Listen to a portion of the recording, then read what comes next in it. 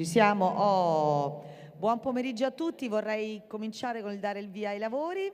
Sono molto contenta di essere qui con voi in un luogo che amo moltissimo, in un evento che è un fiore all'occhiello di questa città, di questa regione, dell'Italia, dell'Europa, del Mediterraneo, che a me personalmente è sempre molto cioè, è sempre molto emozionante essere qui, anche se non partecipo alle regate, perché ovviamente la città è splendida, non ve lo devo raccontare io, ma ve lo dico da romana che si respira un'aria e un sapore di frontiera, avere l'idea che si può andare verso la conquista, la scoperta, la conoscenza, è una sensazione bellissima. E sono ancora più contenta di fare così da madrina al primo evento, la cerimonia di inaugurazione della terza edizione appunto della Barcolana Sea Summit, soprattutto perché l'evento parla di sostenibilità ambientale e di Mediterraneo. La Barcolana, vi do una notiziola, sono già 1478, mi sembra, gli iscritti, mancano ancora un po' di giorni, per cui si conferma sempre essere la regata più grande, più frequentata, più popolata, con questo spirito della partecipazione per vincere, ma anche la partecipazione per arrivare in fondo. E in fondo è un po' il segreto della vita, arrivare alla fine, scoprire, vedere cosa succede, ecco. Ed è questo l'insegnamento che ogni volta mi porto a casa quando arrivo qui a Trieste e vedo le barche ormeggiate prima ancora di partire. Allora, do il benvenuto alle istituzioni. Il primo è ovviamente il sindaco Roberto Di Piazza.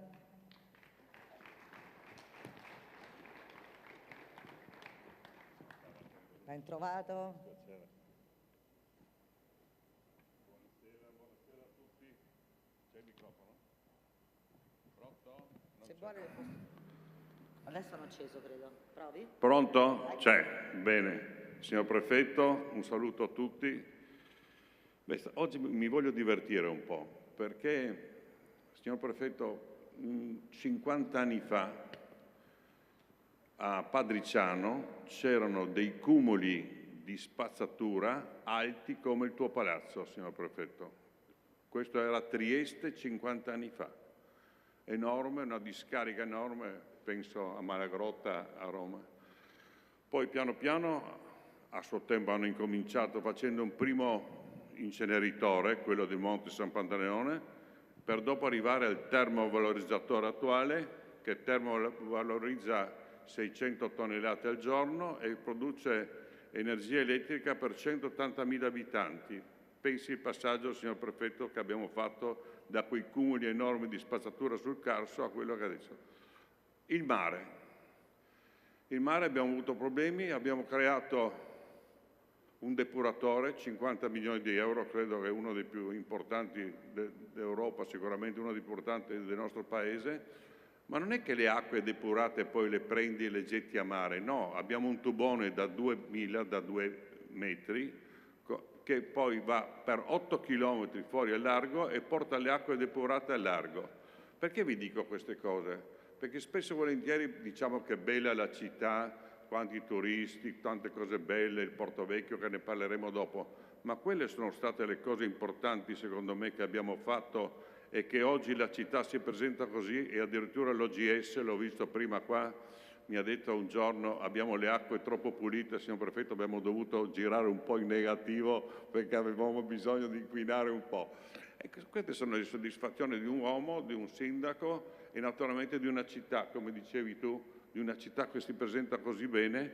E adesso parliamo del futuro. Il futuro, siamo qui nel futuro. Ieri abbiamo inaugurato il Museo del Mare, un pezzo del Museo del Mare, il magazzino 26 a 38 mila metri quadrati di solai, pensate. Ieri ne abbiamo inaugurato un altro pezzo per 2000 metri. Abbiamo questo centro congressi, in un anno e mezzo siamo riusciti a realizzare questo centro congressi 9.000 metri, uno dei più grandi sicuramente del nord del paese, e naturalmente abbiamo questi 65 ettari sul mare che sono il futuro della nostra città. Vedo tanti giovani, è proprio il futuro, qui dentro si gioca una parte importante del futuro della nostra città. È l'ultimo regalo che ci ha fatto Maria Teresa d'Austria, perché ci ha lasciato questi 65 ettari che dopo Puerto Madero in Argentina, a Buenos Aires, dopo Amburgo, dopo Barcellona tocca a Trieste e sicuramente è una grandissima opportunità. Credo che a fine mese, all'inizio di novembre, andremo a aprire la viabilità qui all'interno del porto, che sarà a doppio senso nel primo periodo, e partiremo con i 2 vialoni. Quei vialoni saranno molto importanti, naturalmente stiamo anche urbanizzando l'area. La città, avete visto, è piena di turisti. Pensate che stiamo facendo il 30% in più nei confronti del 2019, che era già stato un anno record, e quest'anno sicuramente toccheremo veramente dei momenti importanti. Pensate che l'Italia in questo momento sta facendo il -5 sul 19, Trieste sta facendo il +30. Grandi momenti, grandi interessi. Dopo naturalmente abbiamo Zeno D'Agostino che vi parlerà del porto. Comunque il porto, ormai siamo uno dei primi porti, uno dei più importanti italiani. Scarichiamo sempre 40 milioni di tonnellate di petrolio che vanno su verso la Germania, e sicuramente anche le navi, il turismo, 750.000 turisti che arrivano con le navi da crociera.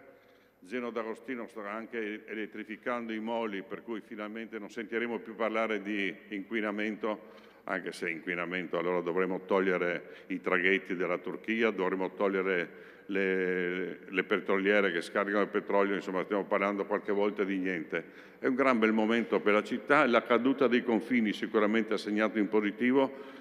La prima caduta con la Slovenia del 2007 e dal 1° gennaio di quest'anno con la Croazia sicuramente ha portato anche tanta positività, se non altro questi popoli che non hanno più il problema di trovarsi al confine, documenti, polizia, eccetera.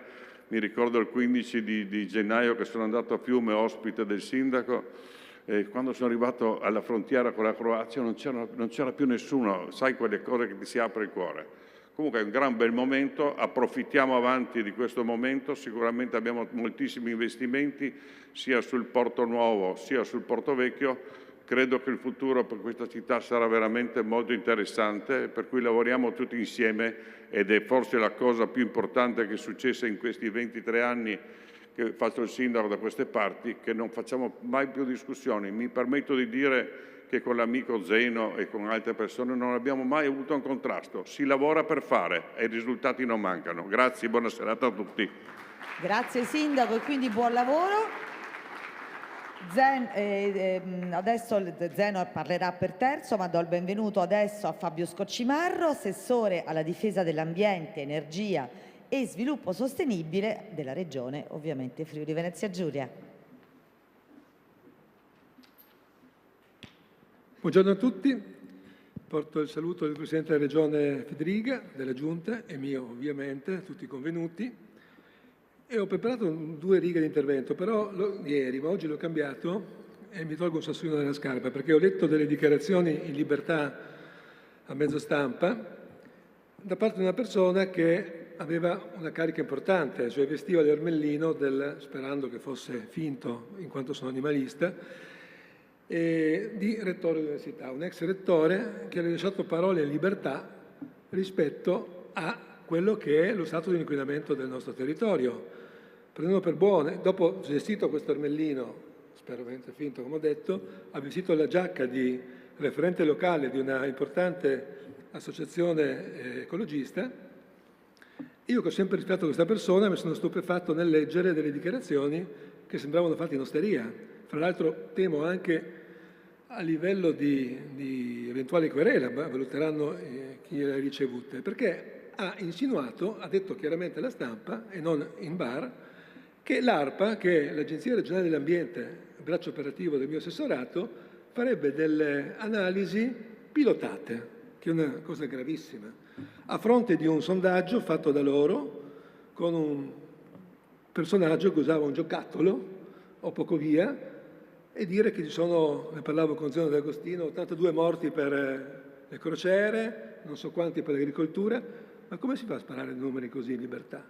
Allora io dico, l'ecologia è una cosa seria, va fatta con strumenti scientifici, con dei protocolli ben precisi, e quindi questo lo fa l'Agenzia regionale per l'ambiente, in coordinamento anche con l'azienda nazionale di riferimento. Quindi io mi permetto di difendere senza se, senza ma, l'operato i miei dirigenti, e poi ho invitato all'ex rettore che, se lui avesse qualche dato diverso da quello che ho io, c'è sempre la strada della Procura della Repubblica e dire che chi prende questi dati non sono regolari. Quindi, al contrario, io ho dati diversi, che abbiamo un golfo sano, un ambiente sano, un'area sana, salvo qualche rara eccezione. Forse qualcuno, una certa parte politica, è convinto di avere l'esclusiva dell'ecologismo, non sapendo che c'è anche un ecologismo conservatore di cui faccio parte io e che noi le cose le facciamo veramente. Per esempio, la riconversione della Ferriera di Servola, che in tempi record è stata riconvertita in industria verde e oggi una parte logistica. Per esempio, la chiusura della centrale a carbone di A2A con compensazione col Comune. Per esempio, quello che sta facendo molto bene Zeno D'Agostino nell'elettrificazione delle banchine. Noi siamo al loro fianco per evitare appunto di vedere i comignoli delle barche ormeggiate nel nostro golfo. E visto che noi guardiamo anche il futuro e non alle prossime elezioni, fra l'altro apro una piccola parentesi, avevamo un fiume si guarda sempre lo spreco dell'acqua, la nostra regione sprecava nelle fontane, quelle aperte a tutti, sono alcune decine di migliaia nel Friuli, e abbiamo invitato, pagando noi con soldi pubblici, una riduzione affinché questo spreco di acqua che andava in continuo diminuisse, e siamo in corso di effettuazione di questo progetto. Quell'acqua sprecata era la corrispondenza all'Isonzo in media piena, 1 miliardo di metri cubi all'anno, il 20% del fabbisogno nazionale. Però per decenni non se ne è occupato nessuno. Quando il mio direttore, allora direttore del Consorzio Bonifica, disse a chi mi precedette parecchi decenni fa nella mia carica, disse: guardi che c'è da prendere una decisione, le falde diminuiscono, l'acqua è un bene prezioso. La risposta di quel politico fu: non c'è bene più prezioso del voto. E quindi mandò la palla in tribuna per qualche decennio. Noi non facciamo questo, io non voglio fare questo, e guardiamo al futuro delle nostre generazioni, tanto che il progetto importante della Regione è quello, se ci riusciremo, ma ci proviamo, ad anticipare il Green Deal europeo di 5 anni, con un approccio diverso anche nei confronti delle vicine repubbliche, Slovenia e Croazia, ma non solo, anche l'Austria, per condividere il mare, per condividere tutte le politiche ambientali, con un memorandum che l'altro anno è stato firmato in marzo e quest'anno verrà riproposto ogni 22 marzo di ogni anno in occasione della giornata mondiale dell'acqua. Quindi collaborare per migliorare il nostro ecosistema e per guardare alle future generazioni. Per questo ho accolto volentieri, mi spiace non sia ancora arrivato il senatore Antonione, che con il progetto NAMIRS vuole portare avanti politiche condivise nel campo dell'Adriatico, nell'Alto Adriatico. E poi pensare anche a un futuro più sostenibile, e questo in itinere, di fondare scusatemi la ripetizione, una nuova fondazione per lo sviluppo sostenibile sotto il cappello dell'UNESCO e portare avanti questo tipo di politiche ambientali. Quindi collaborazione transfrontaliera e anche una forte educazione ambientale, sia per quanto riguarda il mare, ma anche tutte le politiche. Quindi educare sempre di più, e investiamo molto nei confronti delle future generazioni. Per voi, partendo dai bambini ai più adulti, saranno loro gli ambasciatori, saranno loro gli insegnanti nei nostri confronti di quella che oggi è una vera e propria rivoluzione in campo ambientale e culturale per quanto riguarda l'ambiente. Vi auguro buon proseguimento dei lavori a tutti gli ospiti del convegno e buona giornata. Grazie. Grazie, buon lavoro. Più volte evocato, il presidente dell'autorità di sistema portuale del mare Adriatico orientale, presidente di Expo, Zeno D'Agostino.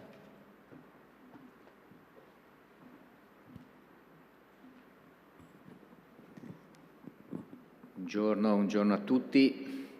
Io quando sento l'odore, il profumo della barcolana mi esalto. Non sono triestino, ma per cui anch'io, no? Si diceva certo. Prima, ecco.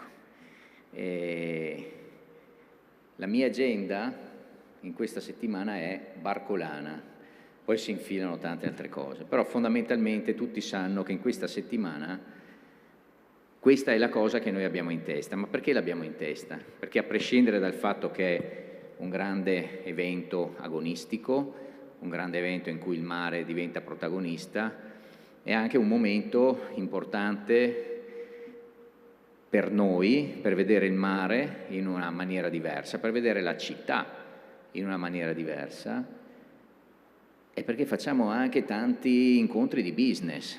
È l'evento fondamentale di questa città ed è il momento in cui noi abbiamo l'Italia e il mondo che aspirano a venire a Trieste ed è chiaro che quindi ne approfittiamo per avere incontri importanti istituzionali e di business con tutta una serie di soggetti che lavorano con il porto.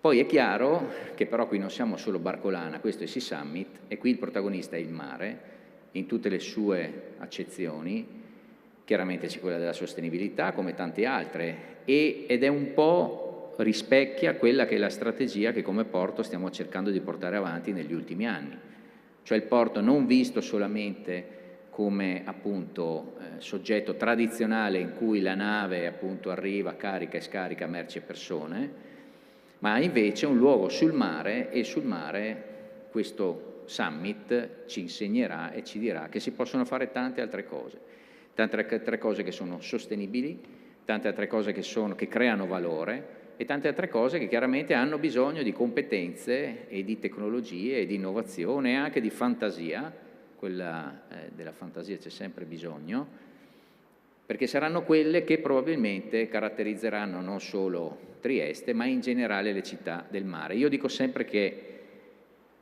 se va avanti così o finiamo tutti a vivere sopra i 1000 metri o andiamo tutti a finire a vivere sotto il mare.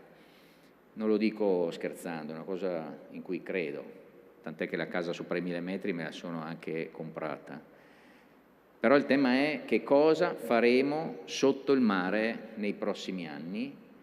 Il mare è, torno a dire, secondo me l'ambiente del futuro, anche perché, come tutti sanno, è l'ambiente più grande che esiste su questo pianeta. Molte attività avranno bisogno di avere un clima adatto e quindi un po' alla volta molte attività finiranno dentro il mare, ci stanno già finendo tante attività. Noi oggi creiamo valore con le navi che passano sul mare, ma se il 90% delle merci viaggia sul mare, il 95% dei dati viaggia sotto il mare e oggi sono i dati che creano valore, più dei container. Quindi tutte queste cose vedono il mare protagonista e significa una sola cosa, che le città che stanno sul mare sono diciamo, la congiunzione tra il presente e il futuro. Stare sul mare vuol dire essere al posto giusto nel momento giusto, lo dice uno che non è nato sul mare ma è venuto qua a lavorare, perché io credo che se abbiamo un futuro, quel futuro è collegato a quella massa d'acqua che abbiamo qui davanti.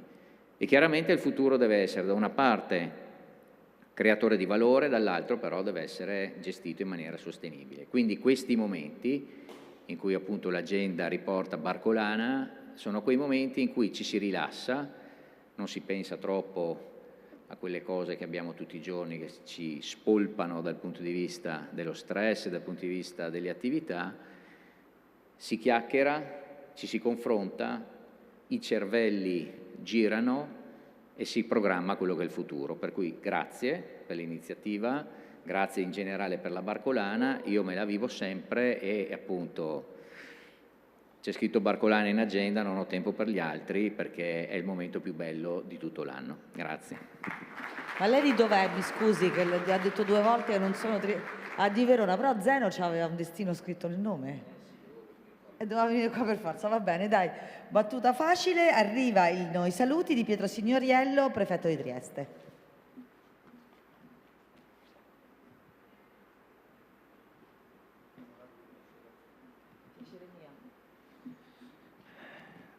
Buonasera a tutti. Siamo quasi al Redde Razionem, stiamo entrando nel vivo, per me è nuova, lo ha detto qualcun altro, anche io non sono triestino, ma quando sono arrivato qui il 9 gennaio, nei primi incontri con la stampa dissi che pur non essendo triestino mi sarei attrezzato per diventarlo e infatti parteciperò alla Barcolana come membro di un equipaggio. E mi piace molto quest'immagine del componente di un equipaggio all'interno di una barca a vela, perché voglio richiamare un tema che ha un po' in qualche modo introdotto il nostro sindaco di piazza, nato sindaco. In effetti l'immagine meravigliosa che ti dà la barca a vela è l'idea di questa imbarcazione che per seguire la rotta e quindi per affrontare il campo di gara e in genere il mare ha tante persone a bordo quanto sono i componenti dell'equipaggio, ognuno con un proprio ruolo. Ma c'è un tema: se non c'è collaborazione piena, se non c'è sintesi di intenti e piena capacità di voler prestare la propria opera anche per gli altri, non arriviamo assolutamente, forse neanche alla prima boa, insomma. E qui a Trieste invece c'è questo elemento che non è così tanto scontato, credetemi. C'è un sistema innanzitutto interistituzionale pubblico che collabora e c'è una grande voglia e un grande afflato di collaborazione anche tra il settore pubblico e il settore privato. Questo crea una magia particolare. Ci sono tanti elementi che compongono questa magia, uno dei quali è il mare, non soltanto durante la settimana della Barcolana, ma perché il mare è elemento che in qualche modo connota Trieste così profondamente da essere in qualche modo quasi parte della sua anima. Io ho letto il programma di questi giorni e voglio congratularmi con il Presidente Gialuz perché gli obiettivi di analisi e approfondimento che sono stati previsti sono particolarmente ambiziosi e interessanti. L'ha detto Zeno D'Agostino, il mare è declinato a 360 gradi, ovviamente è chiaro che il taglio di particolare attualità lo sarà sempre di più, non se ne parla mai abbastanza, la Blue Economy, il tema della sostenibilità ambientale, il tema della transizione verde e all'interno di questi processi che in qualche modo evocano l'immagine dei cambiamenti futuri c'è il nostro Mediterraneo, che è un mare che ci è caro perché in qualche modo è un mare che connota lo sviluppo della nostra storia, le nostre relazioni, gli scambi che hanno tra le altre cose comportato anche il passaggio della cultura. Allora, è bello pensare allo sviluppo degli ultimi 50 anni, come ci ha evocato il sindaco di Piazza. Scherzavo prima con il Presidente Gialuz perché 50 anni fa, alla Barcolana non erano certamente 1400, forse un centinaio, ecco, se ben ricordo, quindi da questo punto di vista c'è stata una grande evoluzione. E un'altra cosa sulla quale, ed è un taglio che io vorrei ricordare, ha a che fare con il tema dei cambiamenti climatici, è che dobbiamo essere pronti sotto tanti punti di vista della governance territoriale. Perché indubbiamente noi, quando parliamo oggi dei cambiamenti climatici, non parliamo più di aspetti, da accademie ambientalistiche o comunque di cose ipotetiche. Li vediamo in concreto con eventi che oramai si abbattono sul territorio con una forza estrema e portano conseguenze. Allora credo che una delle chiavi di lettura del cambiamento, della visione del futuro, deve essere in qualche modo anche l'informazione sui rischi. Il tema della informazione / formazione della popolazione su ciò che si fronteggia, anche avendo il mare, che è risorsa evidentemente, che porta sviluppo, che porta progresso, ma che può essere anche elemento di pericolo, è l'elemento della conoscenza. E allora, e con questo concludo, mi piace pensare come in fondo qui a Trieste il mare è sempre oggetto, di momenti di attenzione, di approfondimento, di eventi, cioè non ce ne facciamo mancare nessuno. Da poco c'è stata l'inaugurazione, il varo della porta container tra le più grandi del mondo, è vero Zeno? Peraltro abbiamo avuto il primo forum Ambrosetti specificamente versato sul mare, si ripeterà anno dopo anno, ma il punto di partenza è stato Trieste. Finalmente si è parlato di un piano del mare. Adesso il Barcolana Sea Summit mette ancora questo elemento strategico all'attenzione e lo approfondisce sotto tanti punti di vista, ma insisto, ci sarà a breve anche una settimana, che è la settimana nazionale della protezione civile, all'interno della quale si parlerà di rischi e si parlerà di come ciascuno di noi, come cittadino, può essere ancora di più nel futuro un attore primario della protezione civile. Consapevolezza di rischi significa anche capacità di gestione di comportamenti oculati prima, durante e dopo le emergenze. E questo ha un rilievo significativo nella gestione coordinata della protezione civile. C'è una grande campagna nazionale a cui, tra le altre cose, la Regione Friuli Venezia Giulia ha aderito, e vedrete su questo, proprio il giorno della Barcolana in Piazza Borsa un banchetto informativo, che è la campagna Io non rischio.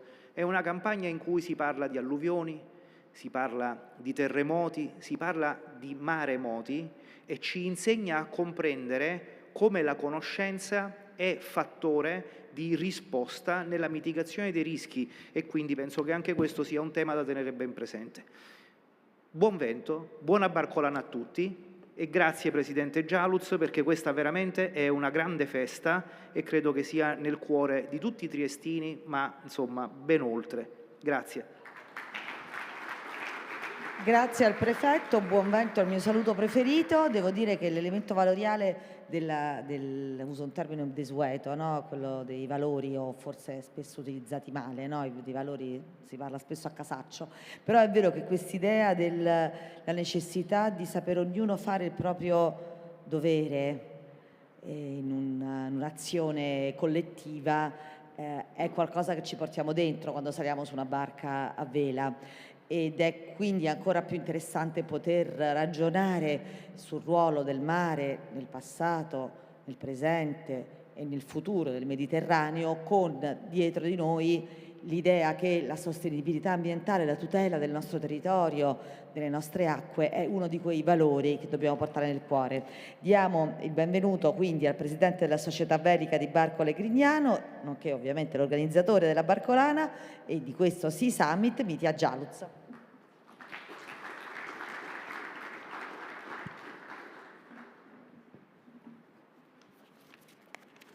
Buon pomeriggio, io saluto le autorità civili, le autorità militari. Devo dire che mi fa piacere salutare il sindaco di Trieste, ma anche mi fa piacere che questo pomeriggio siano qui con noi rappresentanti il sindaco del comune di Gorizia e rappresentante il vice sindaco del comune di Udine, a testimoniare ancora una volta che la Barcolana cresce ben al di là di quella che è la dimensione cittadina. Un saluto all'assessore regionale Fabio Scocimarro e all'eccellenza il prefetto di Trieste. Devo dire che qualche anno fa siamo partiti con una scommessa, quella di far crescere, far evolvere la Barcolana, che non era più soltanto un evento sportivo, e portare dentro al calendario della Barcolana un summit dedicato al mare.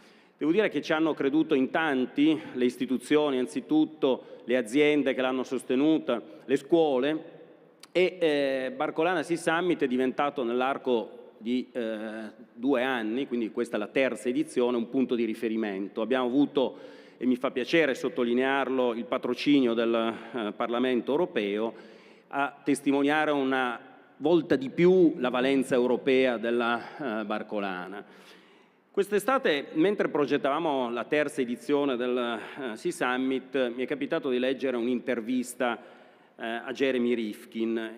In quell'intervista Rifkin lanciava una sorta di appello, diceva, cito, «Gli italiani prendano piena coscienza che senza un'iniziativa rapida e decisa per risolvere il cambiamento climatico il Paese rischia una catastrofica distruzione degli ecosistemi». Sulle questioni climatiche noi tendiamo ad avere memoria corta, ma Rifkin aveva ragione, basta fare un po' mente locale su quello che è successo quest'estate, dalle grandinate con la grandine come dalle palle da tennis, a quello che è successo in Romagna, per andare oltre confine con le alluvioni in Slovenia. Ho citato solo alcuni dei tantissimi episodi che hanno connotato una stagione che vede davvero l'area del Mediterraneo soffrire più di altre zone.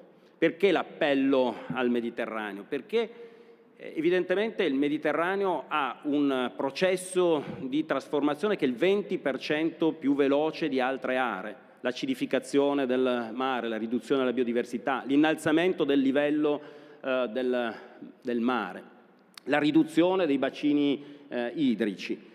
E allora, a distanza di poche settimane da quell'intervista di Rifkin, è comparsa una lettera appello guidata dal Presidente della Repubblica, Sergio Mattarella, che ha avuto poi il supporto di diversi presidenti. L'hanno firmato questo appello i presidenti di Slovenia, Croazia, Grecia, Malta e Portogallo.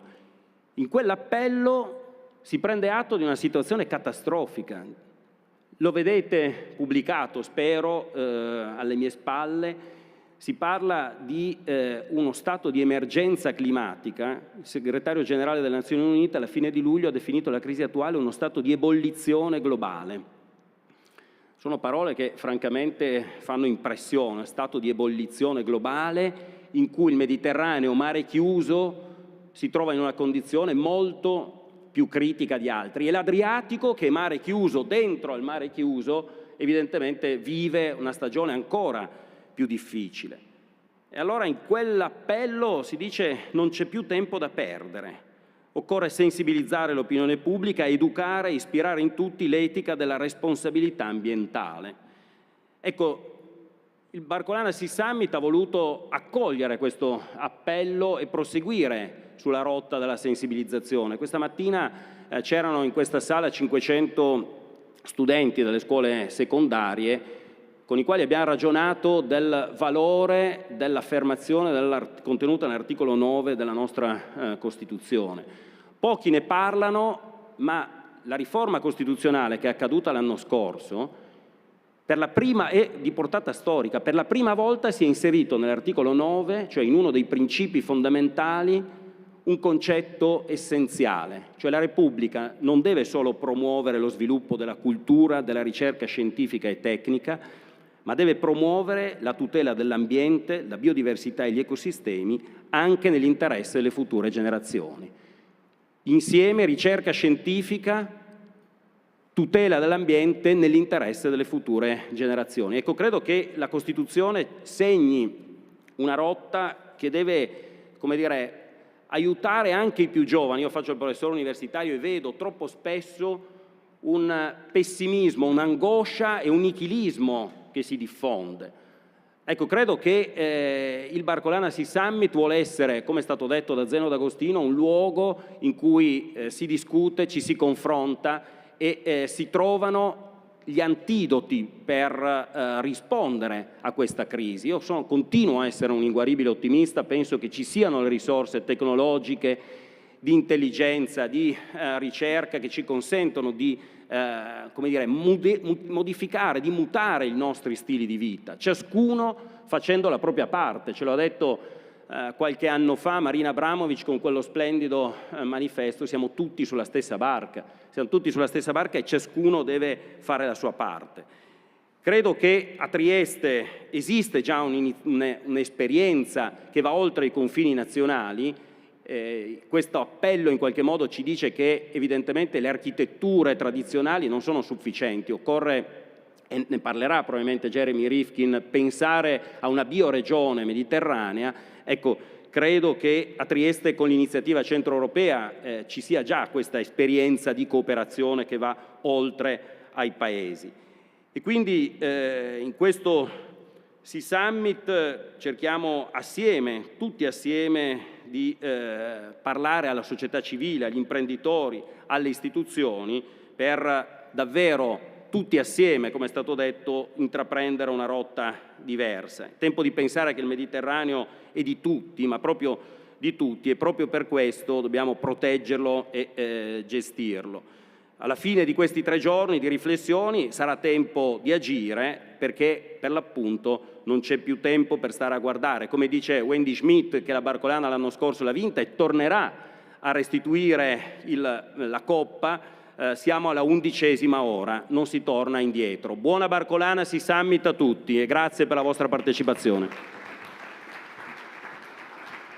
Grazie davvero, non si torna indietro, buon vento a tutti, anche nella consapevolezza di questi temi. Invito ad accomodarsi i partecipanti della tavola rotonda Namiris. Abbiamo Nina Codeglia, vice segretaria generale Iniziativa Centroeuropea, che non so dove è seduta, se possiamo accompagnarla, ecco, perfetto, anche con un applauso, visto che deve consumare qualche passo prima di accomodarsi.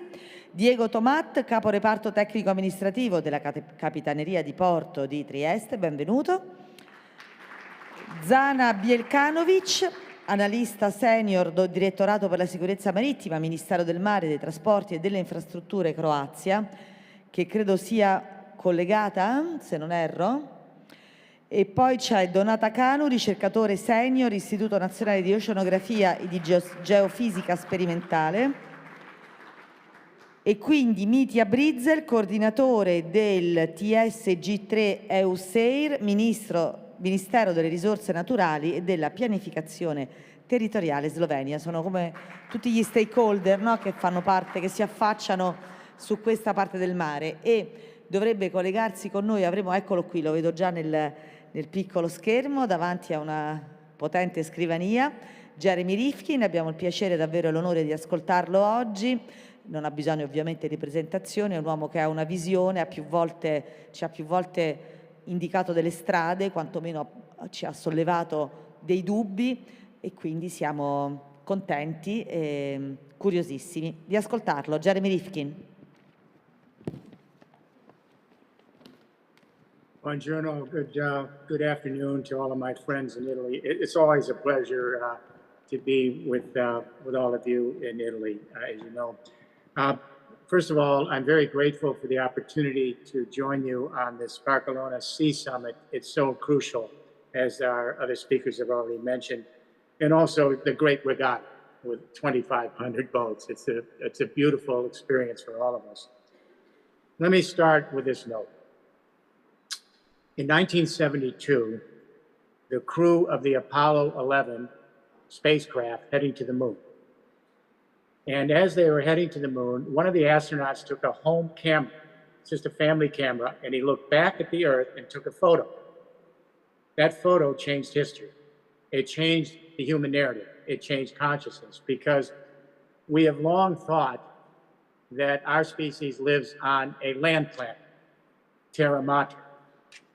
When they saw the photo, all of the Americans and people around the world, they said, oh my gosh, it's all blue. We must live on a water planet. This was a great change.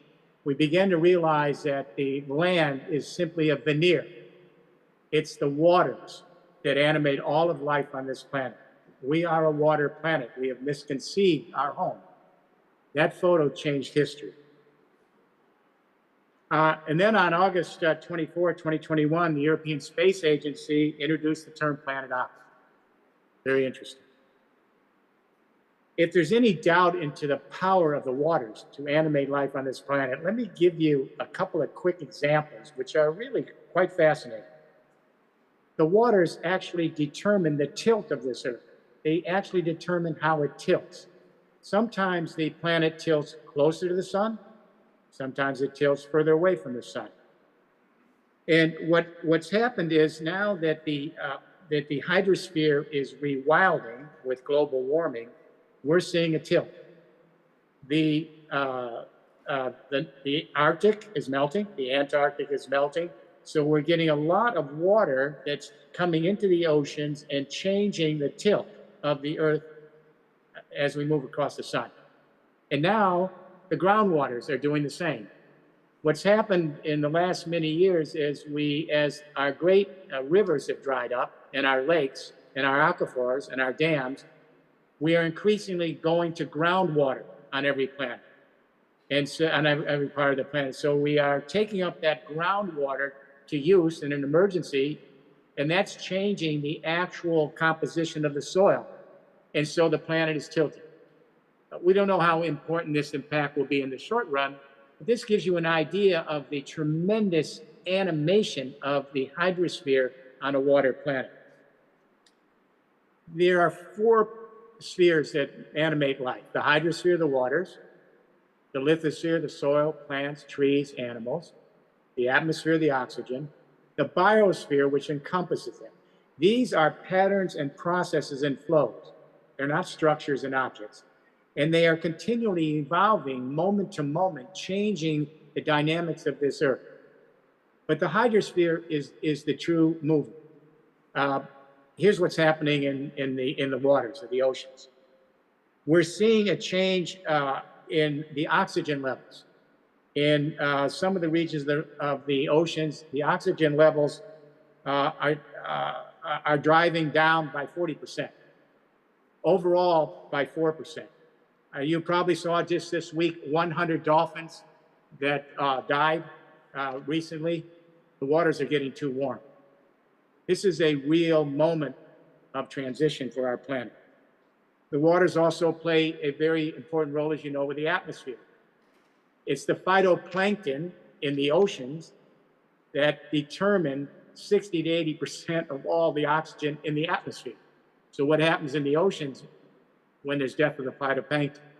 This is a long-term consequence of the situation we're in at the end of the age of progress, quote unquote, and the fossil fuel-based industrial revolution of the last 2 centuries. Clearly, we're in trouble. And what's happening around the world, it's happening in Italy, it's happening here in America, everywhere. People are scared to death. Everywhere. People are really scared to death in the last 2 or 3 years. They're experiencing these atmospheric rivers in the winter, which pour massive amounts of snow onto ground that never had snow. 15 feet, 16 feet of snow in Southern California. Then, I don't have to tell you, we're seeing floods across every ecosystem around the planet in the spring, devastating floods. And they are destroying ecosystems, ravaging infrastructure, taking out property, and people are dying, and our fellow creatures. Then in the summer, we're seeing the heat waves, 100 degrees Fahrenheit, 115 degrees Fahrenheit, 120 degrees Fahrenheit. We can't live in those temperatures, we die. And then we're seeing, along with the heat waves, we're seeing the droughts. In Europe, in Asia, in America, the crops are not coming in. The droughts are there. The rivers are drying up. The dams are old. And then we're seeing wildfires all over the world. In my continent, in Canada, the boreal forest on fire. And the entire city of New York and Washington, where we live, was bright orange for several days. Those boreal forests, when they burn down, are a magnitude more in global warming gases than all of the emissions we're doing from fossil fuels. This is serious business. So the question then is, where do we go from here? We're in an extinction event. And here's how it works. And this is something I would really like to explain so you can share with your families and in places where you work. Because we are a water planet, the hydrosphere is crucial. So what's happening now is we have spewed massive amounts of global warming gases into the atmosphere for a fossil fuel-based industrial age, the age of progress. That's CO2, methane, nitrous oxide.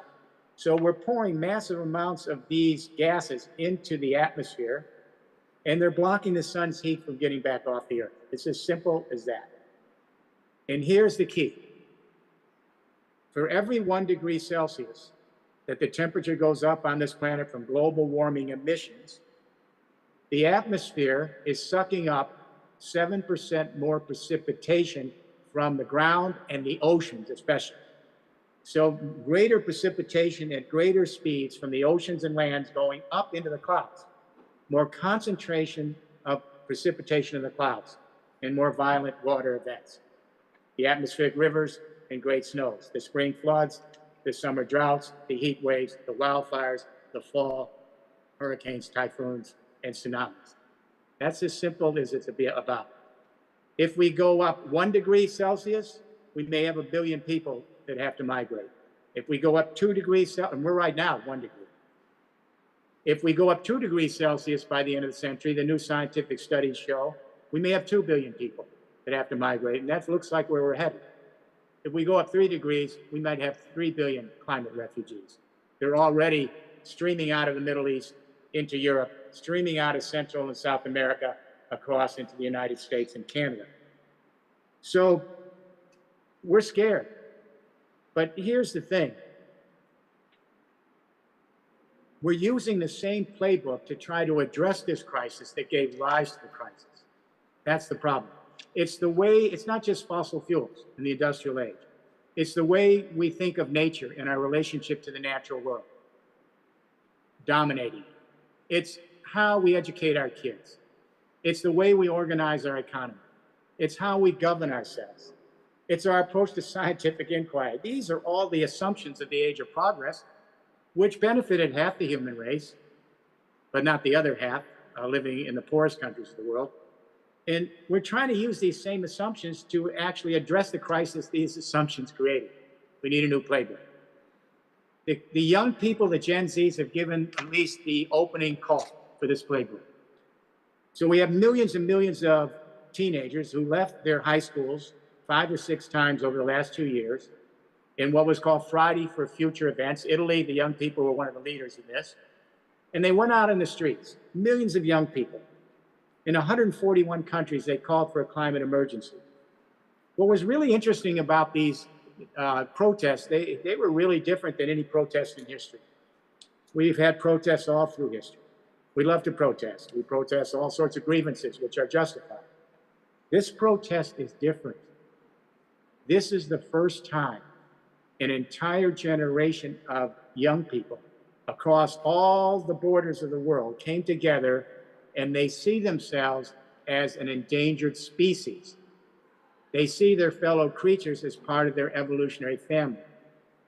All the things that have divided us in the past, our national loyalties, government loyalties, our religious identifications, our regional identification, all of that's still here.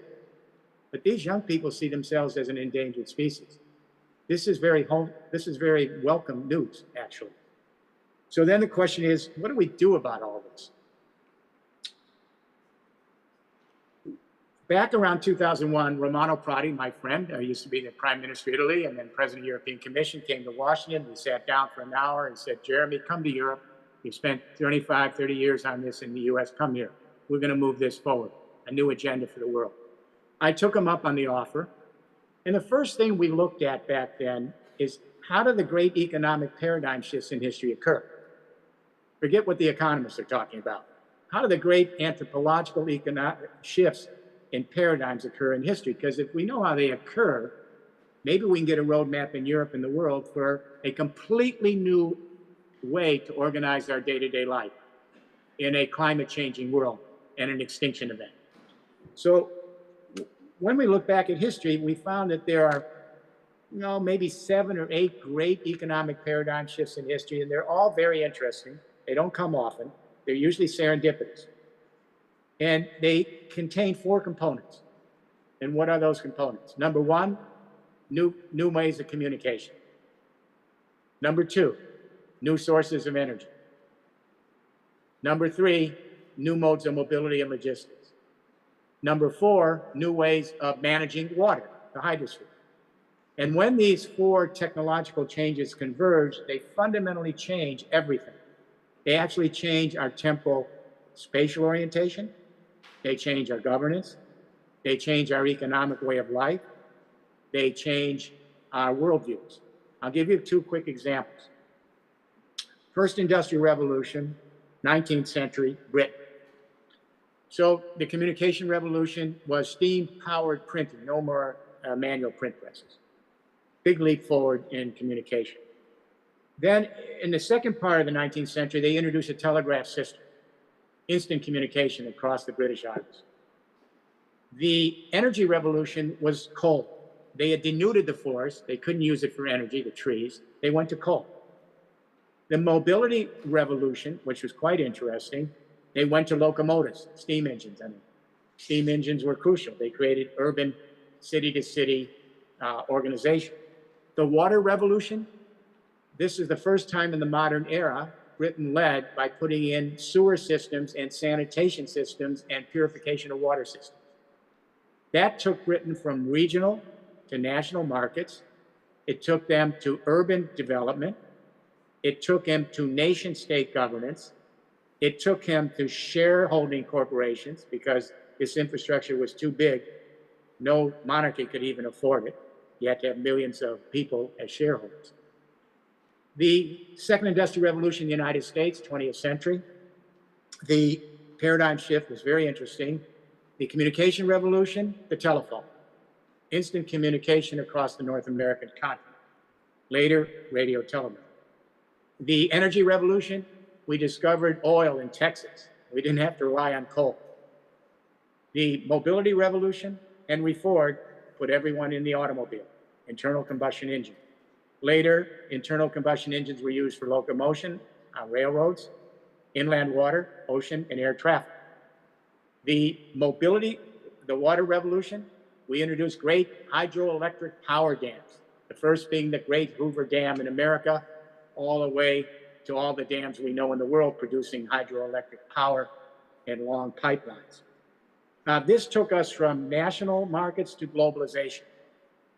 It took us to global governing institutions like the World Bank, the OECD, the IMF, the UN. It took us to suburban development with automobiles instead of urban development with railroads. That second industrial revolution peaked. We know the date, July 2008.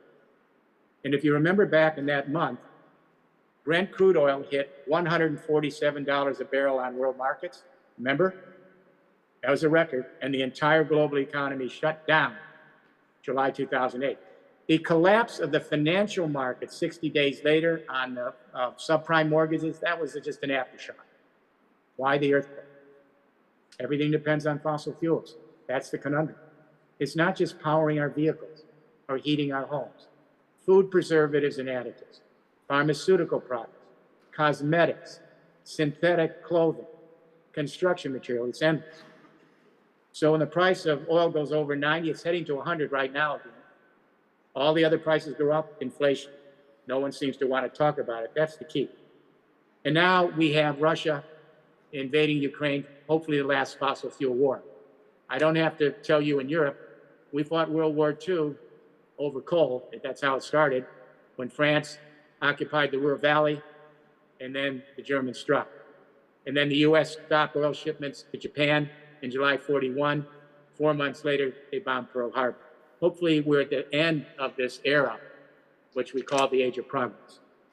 What's emerging now is something brand new, and it's beginning to scale. In the discussions I heard before I came on, you're already there. It's called the age of resilience. The age of resilience. And let me explain what that's all about. So, when Angela Merkel became chancellor, she asked me to come to Germany in the first couple of weeks of her government to help her address the question of how to move the German economy forward. When I got to Berlin, the very first question I asked the chancellor, I said, Madam Chancellor, how are you going to move the German economy forward when your businesses and your whole society are plugged in to a second industrial revolution infrastructure of centralized telecommunication, fossil fuels and nuclear power, internal combustion road, rail, water, and air transport, and an outdated water infrastructure? And we know that that whole infrastructure peaked. We know that it peaked in its performance in every industrial country the last 20 years. So I said, you can have market reform, labor reform, fiscal reform. You can incentivize a lot of startups. But if they're plugged into that infrastructure, it's over. All these great infrastructure revolutions have a birth, a life, and a death. And if this sounds kind of something like you've never heard, everybody in this room took biology in high school, right? Infrastructures are exactly what organisms are made up of. Every cell and every organism of every living creature has to have a way to communicate. It has to have some source of energy thermodynamically to stay alive. It has to have mobility or motility, even plants, some movement. It has to have water. Our infrastructures are social organisms, allowing large numbers of our species to come together in integrated ways to create new ways to manage their day-to-day lives. So this third industrial revolution infrastructure I discussed with the chancellor, I'd already been working with it with Romano Prodi and then Manuel Barroso, and now we've been continuing to do it. Here's what it is. The communication revolution is the internet. We have 4.5 billion people with a little smartphone in their hand, and that little smartphone has more astronauts than sent that Apollo group to the moon in 1972. That's amazing, power to the people. Now that communication revolution, the internet, is converging with a second internet, an energy internet. We now have millions and millions of players, homeowners, local civil society organizations, big companies, farmers. They are generating massive amounts of solar and wind. It's now the cheapest energy, far cheaper than nuclear, coal, oil, natural gas. That's the fixed cost. Marginal cost is near zero. The sun and the wind have never sent us a bill. They're free. When you have to explore, extract, refine, and secure fossil fuels and uranium, big bill. So we have millions of people and institutions generating their own solar and wind, and what they're not using, they're sending back on an increasingly digitized, AI-directed electricity internet using the same principles of big data analytics and algorithms to allow this shared energy to go across regions, and in the next few years, continents, in the next 20 years, across the oceans and cable and time zones. So when the sun is shining in one part of the world, you can store it and share it with another part of the world. When the wind is blowing, you can share it with another part of the world. So these two internets are now converging with a third internet, a mobility and logistics internet, made up of electric and fuel cell transport. That transport is powered increasingly by solar and wind from the electricity internet. And it's increasingly, that transport is increasingly semi-autonomous and now autonomous. San Francisco now has taxis with no drivers. And they are using the sun and the solar and wind to generate them, but they're using big data, analytics and algorithms and AI to converge with the communication and energy internet. They're now moving with the fourth internet, the hydrosphere, the water internet. This is the new player. The problem is not water. Water's not running out. People say, well, there's the floods and then there's the droughts, but we must be running out of water. No. The amount of water on this planet has been here since the beginning of the planet and will be here to the end. Those water molecules do not disappear. What's happening as global warming is changing the precipitation patterns from the clouds with new water events, they're not in the same sequence that we've known. For the last 10,000 years of the Holocene, when the last ice age left, we had nice climate, it was dependable. So the snow would store the water in the winter, and then at the right time for the farming, the water would go into the fields, then you put the crops in, and by the fall harvest, the water was starting to deplete, and then go back to ice. So the key is not we're running out of water, it's how you get it. So the fourth internet that's now emerging is the water internet. We have work going on right now in our government laboratories in the US, and they're already out in the commercial era, where you collect and harvest the water from your roofs, then you place it down in cisterns that are high-tech under the ground, and then you put them in microgrids and you distribute them when you need them. So just like we are harnessing the solar and wind where we live and work and distributing it across regions, and we're now doing it with communication. Here, it won't be global, but it'll be regional. And US government now, they have new technologies that are now commercial. They have now hotels and residences, for example, in California. They have these very sleek looking machines. They look like a refrigerator, very, very sleek. You put them in the basement of the hotel or your apartment building, and they take all your non-potable water from your bathtubs and your toilets, et cetera, and they purify them overnight, send them back. So we're going to see a distributed system. Water is just like you distribute the solar and wind, you distribute the mobility. You're going to be seeing a distribution of water along local regions in micro water grids. This is a distributed revolution. The first and second industrial revolution of the 19th, 20th century, they were centralized. This revolution is distributed. It's owned by everybody who has a solar panel, an edge data center in their home, an electric vehicle that can send power back to the grid, a water purifier in their basement. And we're going to have millions, then hundreds of millions in 20 years from now, and then much of the human race sharing this. So where do we go from here? We need to focus on the Mediterranean. This is the canary in the mines. This is the key place which will determine our future. The 22 nations and the 542 million people that abut this ecosystem, it is an ecosystem, they are the ones that are going to direct this future. Why? The Mediterranean's warming up 20% faster than any other part of the world right now. The region's ecosystems will have 40% less precipitation in the winter, rainy season, and 20% less rainfall during the summer season, April through September, with drought conditions 6 months a year. You're seeing it every year for the last many years. The water basins in the Mediterranean Sea area are expected to decrease by 25%, and that's a very conservative figure, by 2050. And the conclusion of these studies, quote, the greatest decline of projected rainfall of any landmass on Earth. What do we do? What do we do? We need to completely change our narrative, because there is a way to address this. There is a way to move forward. Crisis creates opportunities. I'll share with you a little story.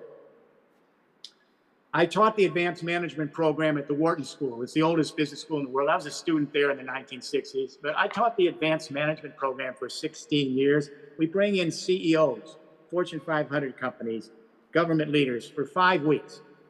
So sometimes on the first day, I would say to these leaders, go back to your dormitory tonight and think of the worst crisis that could confront your company on your watch as a president of a company. Then come back and report. It's a strange mission. They come back, they report. The second day, I say to them, go back to your dormitory tonight, presidents of these companies, and then think about how the worst crisis that could confront your company is your greatest opportunity. Crisis creates opportunity. We are in the 6th extinction of life on this planet. Our scientists tell us we may lose half the species inhabiting the Earth in the lifetime of today's children in Italy and around the world. The last extinction event was 65 million years ago. The entire infrastructure that we have on this planet today, communication, energy, mobility, logistics, water, the built environment, the homes, the offices, they're all stranded assets. They were not built, designed to actually deal with a climate that's radically changing. But it's also the greatest opportunity. That means if we can relaunch, the money is there. $11 trillion have come out of the fossil fuel industry because it's stranded assets. They've all left. Pension funds, insurance funds, et cetera. They're looking for scaled projects. The key is new political will. The key is also bioregional governance, as was mentioned before I came on for my talk. We're not giving up national sovereignty. And geopolitics is still here. But climate disasters don't give a damn about political boundaries. They affect ecosystems. So what's happening is we're beginning to realize that if you have a shared ecosystem like the Mediterranean, it means that all the countries that abut the Mediterranean have to put in this infrastructure for the ports and for the industries and for the homes. That has to abut the entire infrastructure, that Mediterranean region, and the Adriatic, of course, it's part of that region. But while they're abutting that region, it's also essential that we begin to lay out the financing of a scaled infrastructure revolution across the entire Mediterranean. We have to move from geopolitics to include biosphere politics. We're fighting a zero-sum game in the Mediterranean. Everybody's fighting everybody else because they see that the planet is changing and everyone's frightened. I don't think we're going to give up geopolitics tomorrow morning, but what you're doing here with this whole operation you've set up is you're saying it's time to have biosphere politics. We don't give up sovereignty, but countries need to work with each other across these lines in the Mediterranean, in the Adriatic, with goodwill, because it's the ecosystems that count. And it's only going to happen if populations in each of those regions see themselves as brothers and sisters who share a commons together. And that's why the plan that you're putting forth is so crucial. I don't want to overwhelm you with it, but you're embarking on a course in the Adriatic and Mediterranean that could be the bellwether of how we do this in other places. Now, you're not alone. America has the first two bioregional governances, interesting enough. We may be behind Europe in some of the other parts of this, and I work in Europe, as you know, in China and in the US with the leadership. But we have two bioregional governances. We have one in the Northwest Pacific states and Canadian provinces, Washington State, Oregon, Montana, Idaho, cross-border with British Columbia and Manitoba and the Yukon. For 30 years, they have a joint bioregional governance. They still have their national and state sovereignty. They share legislation. They share ecosystem stewardship. They share business and job opportunities to make sure that that commons is protected and reflourished for future generations. There's a second bioregional governance. It's called the Great Lakes Laurentian Bioregional Governance. The 5 U.S. Great Lakes, you see them when you learn about maps. There are 5 Great Lakes between Canada and the U.S. Those 5 lakes are 20% of all the remaining fresh water on the whole planet. Did you hear that? And by the way, in the last 30 years, the amount of water per individual has gone in half. In other words, each individual on the planet today, 8 billion, has half the amount of water available to them than we had 20 years ago. So these Great Lakes are stewarded between the 8 U.S. states, the 2 Canadian provinces, so that they keep it as a commons in a bioregional form of governance. This is where we have to move. So what you're doing here is you're talking about bioregional governance. And you're actually walking the walk by setting up relationships across the countries in the North Adriatic, and that's a critical part of it. And you will put in your new ports for mobility and logistics. You'll put in your new road systems. You'll put in your new building infrastructure that is age resilience. You'll put in your energy internets, all of this abutting that ecosystem. The money is there. If you have not pilots, but big plans. What I hear every week, I'm with presidents of large companies and banks and insurance companies. You know what they always say to me? Where are the infrastructures? All we're getting is pilots. When you talk to the 11,000 mayors who signed up for the climate agreement, they'll show you their 5 electric buses, they'll show you their 10 LEED buildings, and they'll show you their bicycle paths. They're all pilots. So the pension funds, the insurance funds, the private equity, they're ready to invest in infrastructure, but it means that each region has to get together. The government, the business community, the civil society, academia, and they have to plan roadmaps on how they create their customized infrastructure for their particular bioregion, and then be able to connect it. So you have to imagine the Mediterranean as an infrastructure, communication internet, energy internet, mobility and logistics internet, water internet.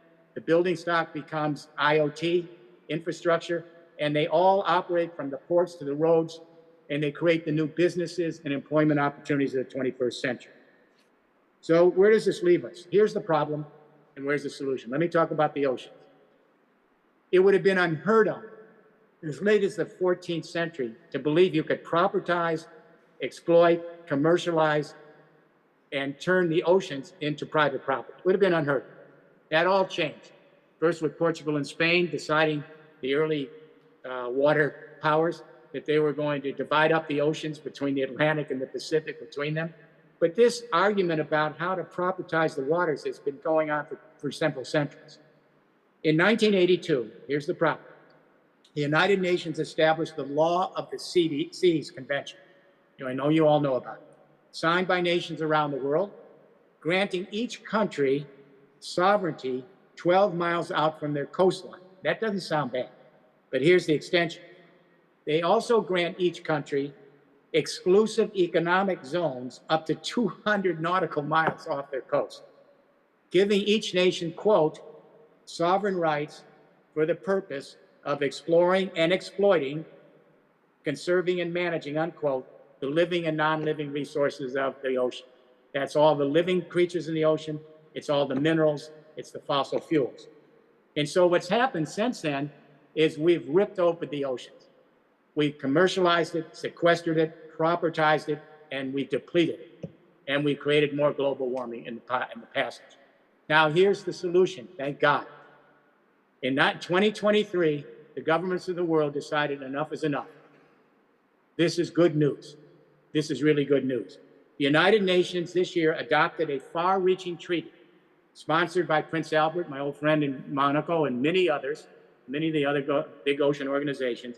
They sponsored a treaty to protect the high seas and conserve biodiversity with a comprehensive plan for large-scale marine protected parks. The goal, conserve 30% of the ocean. And this must be great news for Barcelona and for your mission in the Adriatic. Conserve 30% of the seas so that they can be parks and we can reflourish the great oceans that animate all of life on this earth. Now, the treaty has to have 60 countries sign it. The EU, I love the EU. You guys are great. The EU said all our 27 countries are already in. So we got to pick up some more. This will happen. And this gets back to what you're doing with the Barcelona and with this Adriatic Sea adventure. We need to see how local regions can come together, roll up the sleeves, and actually lay out not pilots, but infrastructure for entire parts of the oceans. And you've got the North Adriatic. This is a challenging task because you've laid out what you want to do. You have countries now involved. You have them involved. And remember, the Mediterranean covers 3 continents, Europe, Asia, and Africa. You have the Union for the Mediterranean. It's finally getting off the ground, along with the EU. But what you can begin to do here will send a message everywhere. And this is where I want to end up with why I decided to do this talk at a regatta. All right? Why the regatta? It's all about the sailors. They know all of what I'm talking about. It's all the millions of people who understand the oceans, who understand what sailing is all about. What do I mean by this? For 95% of the time, our species have lived on this little planet, a water planet. We adapted to nature rather than adapting nature to us, and particularly the waters. And that is our internal biological clocks. They're in every cell, every organ, and every tissue that are referenced to the circadian rotation of the earth every day and the seasonal circadian rhythms as we go across the sun. That's what we're adapted to. That's our temporal clocks.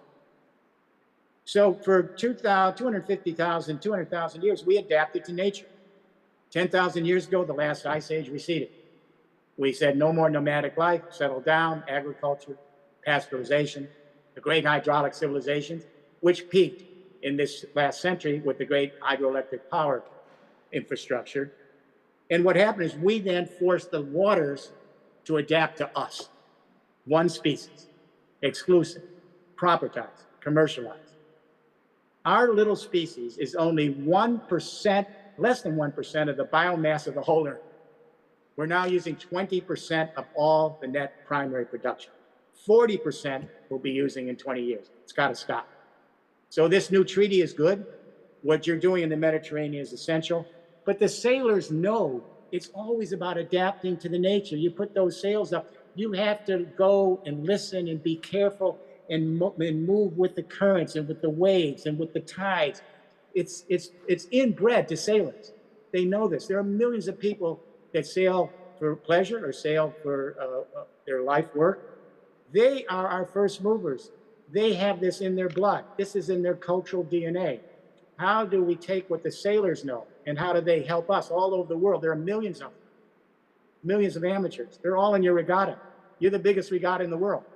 How do they begin taking this plan that you put forward and begin to be the spokespersons, be the upfront leaders to say, look, the hydrosphere is more powerful than all of us. We sailors know that. We always adapt to what the waters tell us. We don't have the pretense that we can dominate the oceans of the world and make them do what we want to do. What's happened is the hydrosphere is now completely rebelling. The floods, the droughts, the wildfires, the heat waves, the hurricanes. We can move to a new era of reflourishing. It's going to be difficult. It's going to be Spartan, but it may be a good quality of life. The infrastructure I've laid out today, it's in my book, The Age of Resilience. And it's not anything I've made up. It's just a categorizing of the work we have seen as we work with Europe, EU, China, and the US. This is all possible. But now it requires local governments crossing political boundaries to partially shift from geopolitics to biosphere politics, and the Mediterranean will be the test case. Will it be livable in 2050? Will it be livable in 2070? What you're doing here is probably bigger than any of us have ever thought. And this has to happen today and tomorrow morning. So I would thank you for giving me the honor of being with you, because what you're doing is going to change history. It's going to create a new narrative. It's going to allow future generations to believe this planet is still livable. We can flourish again. The opportunity is here. Make the Mediterranean the best in show, so the rest of the world can say, if they did it, we can do it. Thank you.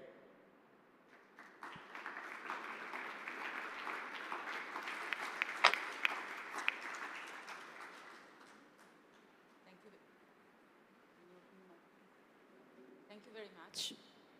Professor, can you hear me? Yes. Okay. Thank you very much for your interesting lecture. Really, it gives us so many inputs and food for thoughts. I took many notes during your presentation, your speech. I wrote down, now we are in the age of resilience, and this word resilience will be discussed also during this panel discussion. And thank you, Professor Rifkin, for proving interesting in remaining with us during this roundtable. I wrote down, human beings, we are an endangered species at the moment. We should consider ourselves in this way. And also I wrote down, we have to consider the bioregion. There are no boundaries. We should think about ecosystems. And ecosystems and no boundaries is the main topic of the next roundtable discussion today. The title is From the Barcelona Convention, so we speak about the Mediterranean, to an operative strategy for the safeguard of the Adriatic Sea. So we start from, let's say, a frame convention, which is the Barcelona Convention for the protection of the Mediterranean Sea. But now, in this roundtable, we discuss about the narrow sea, the Adriatic Sea, this close basin we are living in. And we do it with many interesting and professional speakers, which are here with me. I would start from Ms. Nina Kodelia from the Central European Initiative. The Central European Initiative is an intergovernmental organization located here in Trieste, but with many years of experience in international cooperation.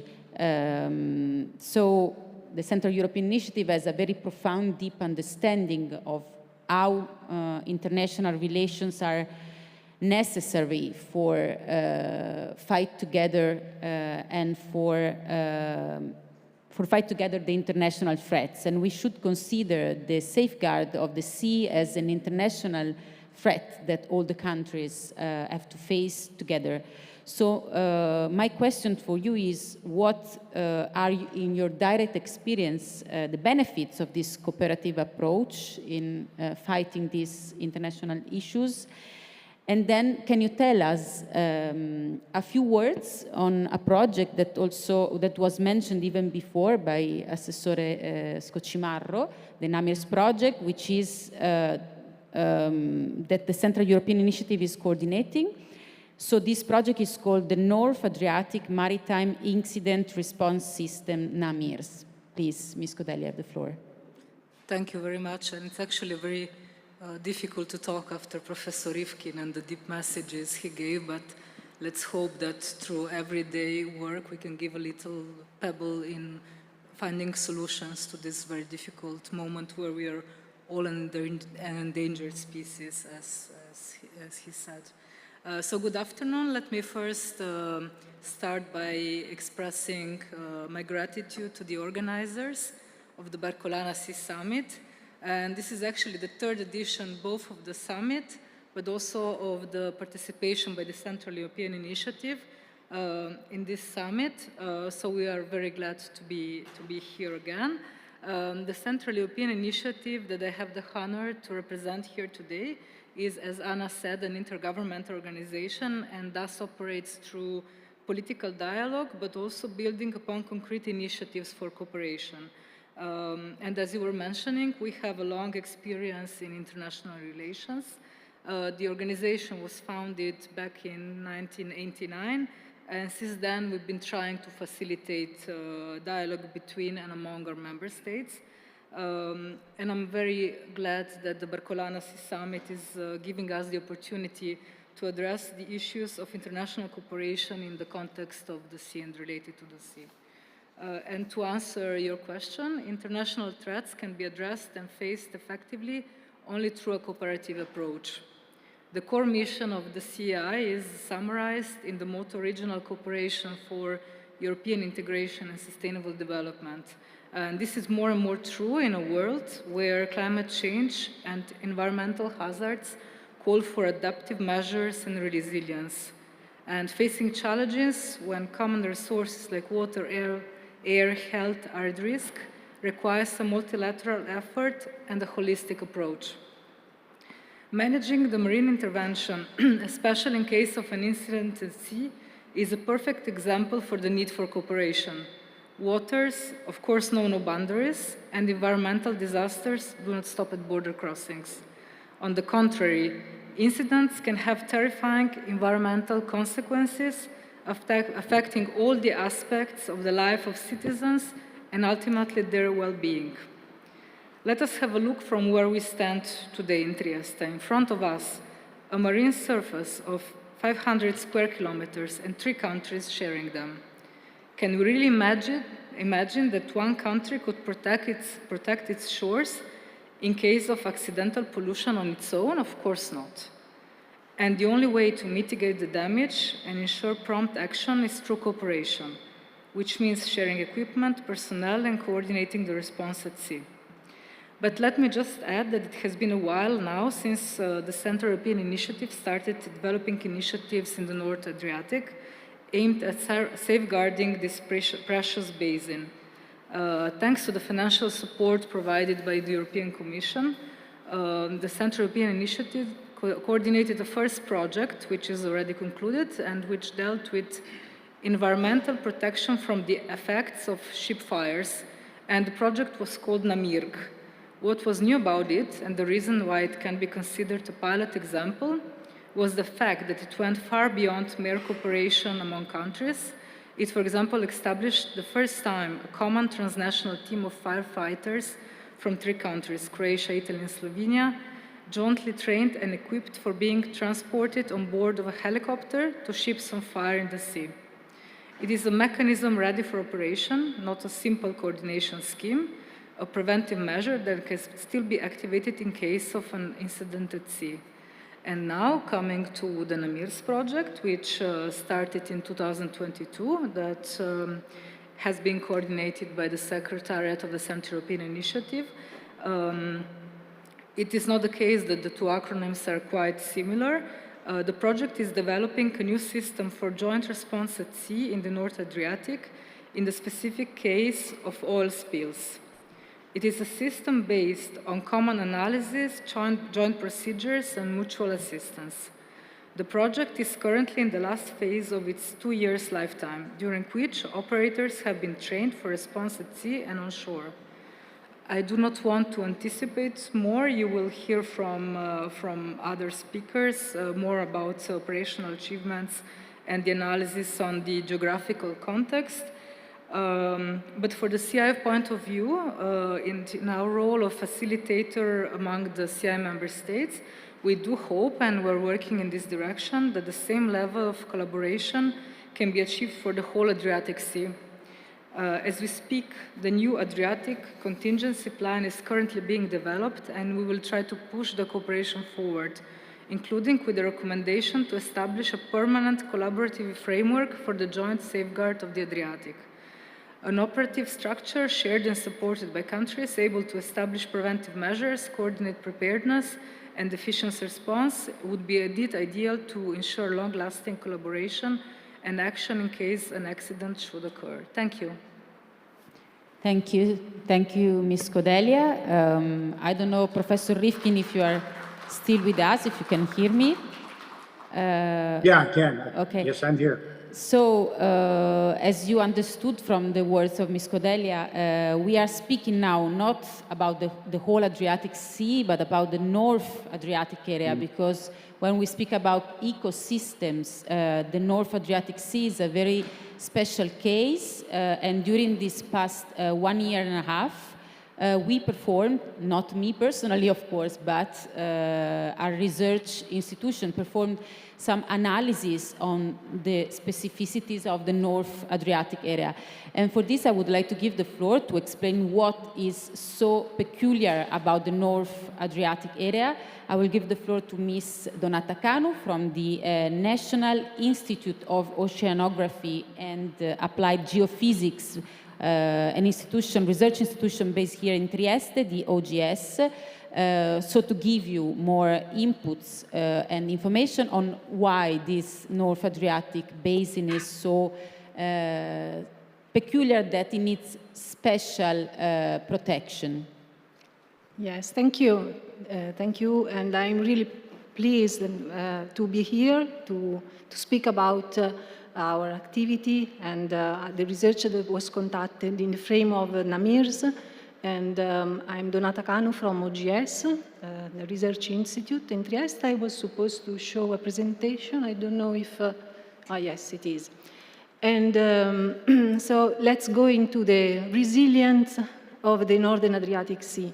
As we heard from previous talk, the Mediterranean area is an hotspot of climate change, and we can say it could be a laboratory to test the strategies toward a resilient governance of our Mediterranean area and, in our case, of the Northern Adriatic Sea.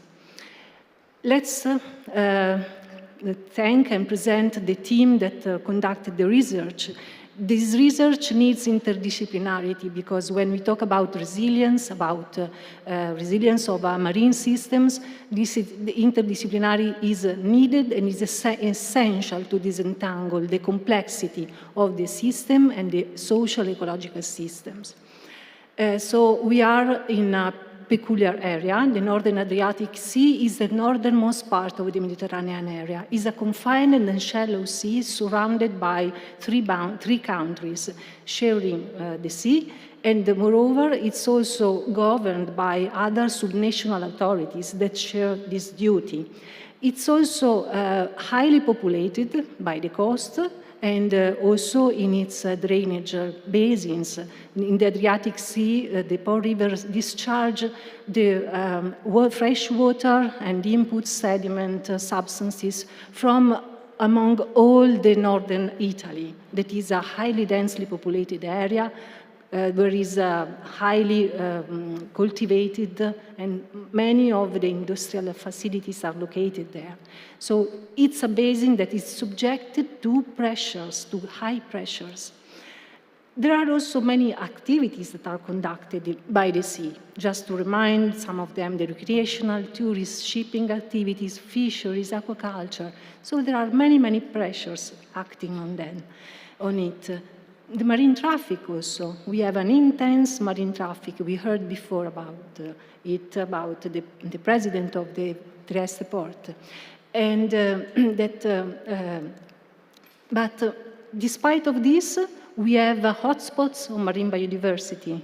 This is a seagrass meadow located in the northern Adriatic Sea that hosts biodiversity, refugia for species against predators, and also creates a microclimate that is like a peculiarity microclimate that induces resilience also toward climate changes.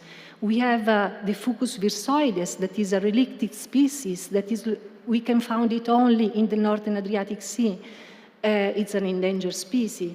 We have the Coralligenus, the Trezze, where there are hotspots of biodiversity they are attractive for scuba diving and so on. But they are also important because they maintain the biodiversity. And how we heard before, biodiversity is essential because a biodiverse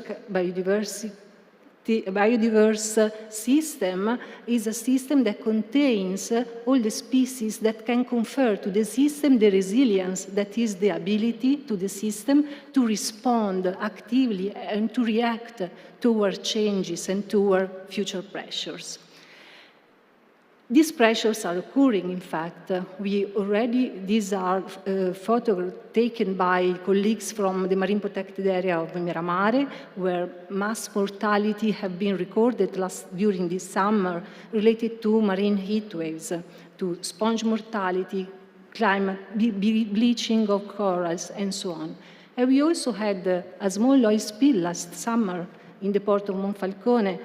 This means that pressures exist and also accidents can occur, and we need to be prepared to respond to them. We should be prepared and have a contingency plan before accidents occur, and in order to, using the knowledge, be able to establish mitigation and actions. What we should do? We should track all the social and ecological components, and this is what we did in Damirs, and all the pressures. In this case, the example and the focus was the oil spill. And these pressures are also related to several human, local, and global drivers. And we therefore computed the hazard of an oil spill. That means the probability that an oil spill occurs and where and when.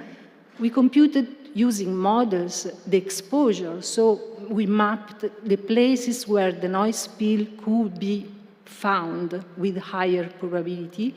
And we also mapped the vulnerability of the system, of the social ecological systems, to a potential oil spill. And then we mapped all of these, attributing a rate from high to low. So we detected the potential area from which an oil spill could start, starting from the shipping routes and to the points where the traffic is particularly intense. And then using dynamic models and in a statistical way, that means running thousands of simulations and elaborating the results. As we can see in the top panel, we have the model running. We elaborated maps that show where an oil spill can arrive and when can hit the coast. So we did a hazard mapping of an oil spill. And then mapping all the social and economic and ecological elements of our coastal system, we made maps of the presence of these components and vulnerability of the components, because all of them will have a different vulnerability in response to an oil spill. And these have been rated using expert knowledge and using stakeholder engagement. At the end, we computed a final vulnerability map taking into account all the components, and overlapping the map of vulnerability with the map of oil spill hazard based on the model simulation, we were able to obtain the oil spill risk maps that gives from low to high the risk of our coastal area.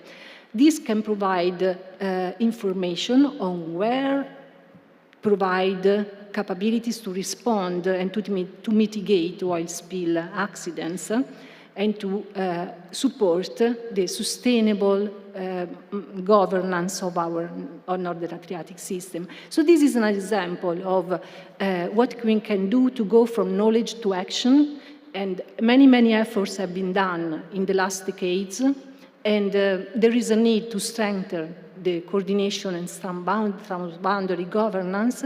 More are needed to support the dynamic marine spatial planning to reach the biodiversity goal to 2030.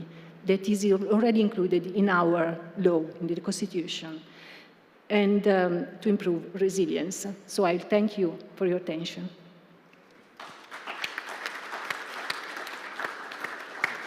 Thank you, Ms. Cano. It's clear that in this project the consideration is not on countries; it's on the overall ecosystem. So we consider the overall North Adriatic area as a whole, despite the fact that, but we should consider also this part because we speak now about the scientific basis of the project.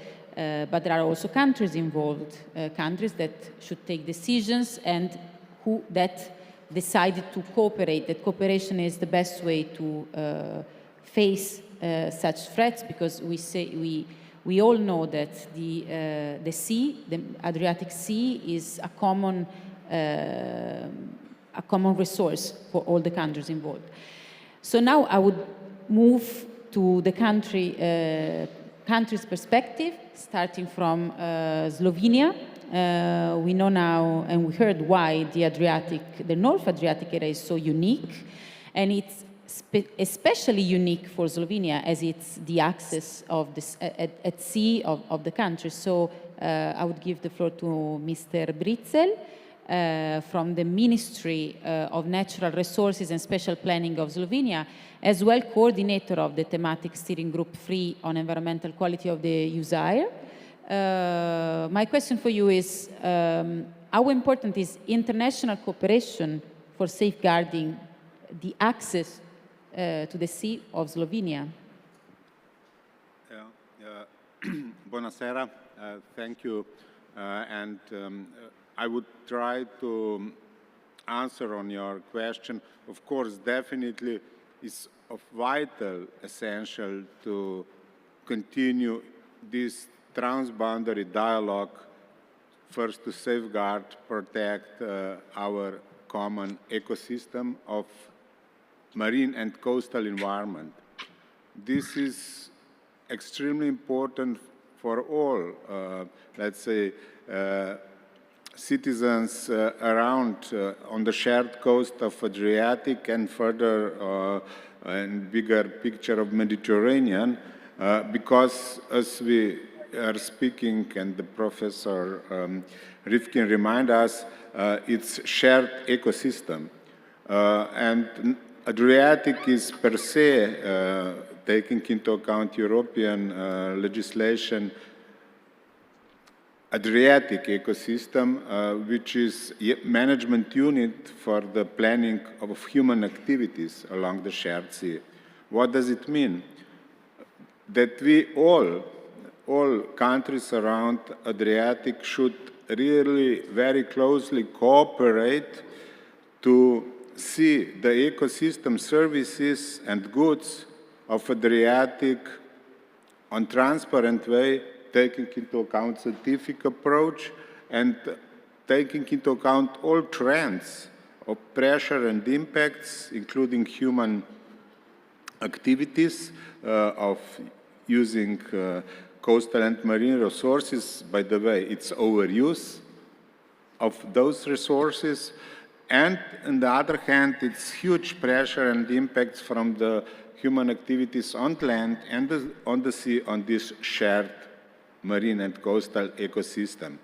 All this is the picture of our, let's say, very nice, pleasant marine environment in summer, but for millions of tourists. But in reality, it's very much, let's say, the quality and the health of the shared ecosystem is not good. It's going down. And this is where we should act together. Otherwise, it's no way to change the trends and to really come from decision to action, to take care about the future generation. And this is exactly what it's in the center of our activities, joint activities in implementation European macro-regional strategy for Adriatic and Ionian, which is, of course, the essential part of how to bring countries together to work efficiently for sustainable solutions along the Adriatic. And this is what we are trying to reach in the pillar quality of environment, to bring pillar blue economy, connectivity and sustainable tourism together by very concrete work of drafting on transboundary level integrated coastal zone management and marine spatial plans. This is now the exercise where we are investing a lot of efforts on innovative way to bring the sectors together on transboundary level. NAMRIS is just one of the projects how to bring maritime sectors to the table to take on transparent level concrete steps to prevent and reduce their impacts in case of emergency situation, and to prevent all activities to reduce pressure and impacts on the shared ecosystem. This is where we are. This is, and thank you to Barcelona Summit, Sea Summit, that we are now sharing these activities and this, let's say, knowledge, that we should enhance this cooperation day by day when we are planning our development along the shared sea. It's high time. I would like just to remind all of us, and Professor Rifkin started with the impacts of the climate change. In 1 year, we had last summer, here, also in Trieste, surrounding of Trieste, the the largest forest fire on transboundary level, starting in Slovenia, going down to Italy, and it was the largest in history of Slovenia. And water scarcity, we were in the, let's say, few months without water nearly on Slovenian coast. We imported water from the Danube River basin to the Adriatic. Can you imagine this first time in the history? And this was last year in summer. This year in the summer, we had the historical floods in Slovenia. Can you imagine those two extremes in 1 year period, two extremes with damages estimated now to 10 billions of euros, and so on and so on. This is reality. This is reality of the new dynamic of the water cycle, which we all shared, coming from Mediterranean, touching the Alps, and all these dynamics of the very fast flash floods down, erosion problems, accumulation, and on the end, of course, pollution and all what it's, of course, with all damages to the human settlements, human lives, and quality of life. All this is where we are. And we need for that, let's say, smart planning of our development, and of course responsible also and fair communication among the sectors and young generation, to bring them to the table, to discuss with them where we are, and it's about their future. And this is what I hope this also gathering will help, and thank you for that. Thank you very much. Really inspiring and so much aligned as well. We do all share the same thoughts with Professor Rifkin as well. Young generations are crucial for the future, and cooperation is crucial. We cannot go anywhere without doing it together. Now we have online with us from Croatia. I don't know if you can connect me with Ms. Jana Bjelkanovic from the Ministry of the Sea Transport and Infrastructure of Croatia. Croatia as well is one of the countries sharing borders in the North Adriatic and in the Adriatic Sea in general, not only sharing borders with European countries, but also with non-EU countries in the southern part of the Adriatic Sea. We see you, Jana, but okay. Hello. Hello, can you hear us? Yes, I can hear you. Do you hear me? Yes, we hear you, and we see your presentation as well. Oh. So, okay, thank you. Can you tell us something more about the Croatian perspective now? So what is the Croatian approach to transnational cooperation when talking about environmental protection? Okay. Protection of marine environment from ship source pollution has a significant importance to the Republic of Croatia, but also to all countries in the Adriatic-Ionian region. We are all deeply aware that comprehensive and overall environmental protection of the Adriatic Sea can be achieved, cannot be achieved by only one state, but the wider cooperation of all countries of the Adriatic Sea. Moreover, an effective preparedness and response to incidents of and impact from marine pollution from shipping and offshore facilities within Adriatic-Ionian region does not lay out only on effective legislation, but on strong partnership between maritime sectors and industry, as well as mutual regional cooperation with neighboring countries sharing the same sea basin. As I told you, Republic of Croatia shares the same position like other neighboring countries. During 2023, Croatia set up Equipment Assistance Service Center in Split and invested more than 1.2 million of euros in buying of equipment for response of major oil spill incidents, like booms, skimmers, collapsible tanks, and other equipment, but also we have educated persons who's dealing with oil spill pollutions. The project is exclusively financed by national financial resources planned in the state budget. Main goal is to provide appropriate preparedness and response to sudden marine pollution of a larger scale in Adriatic Sea.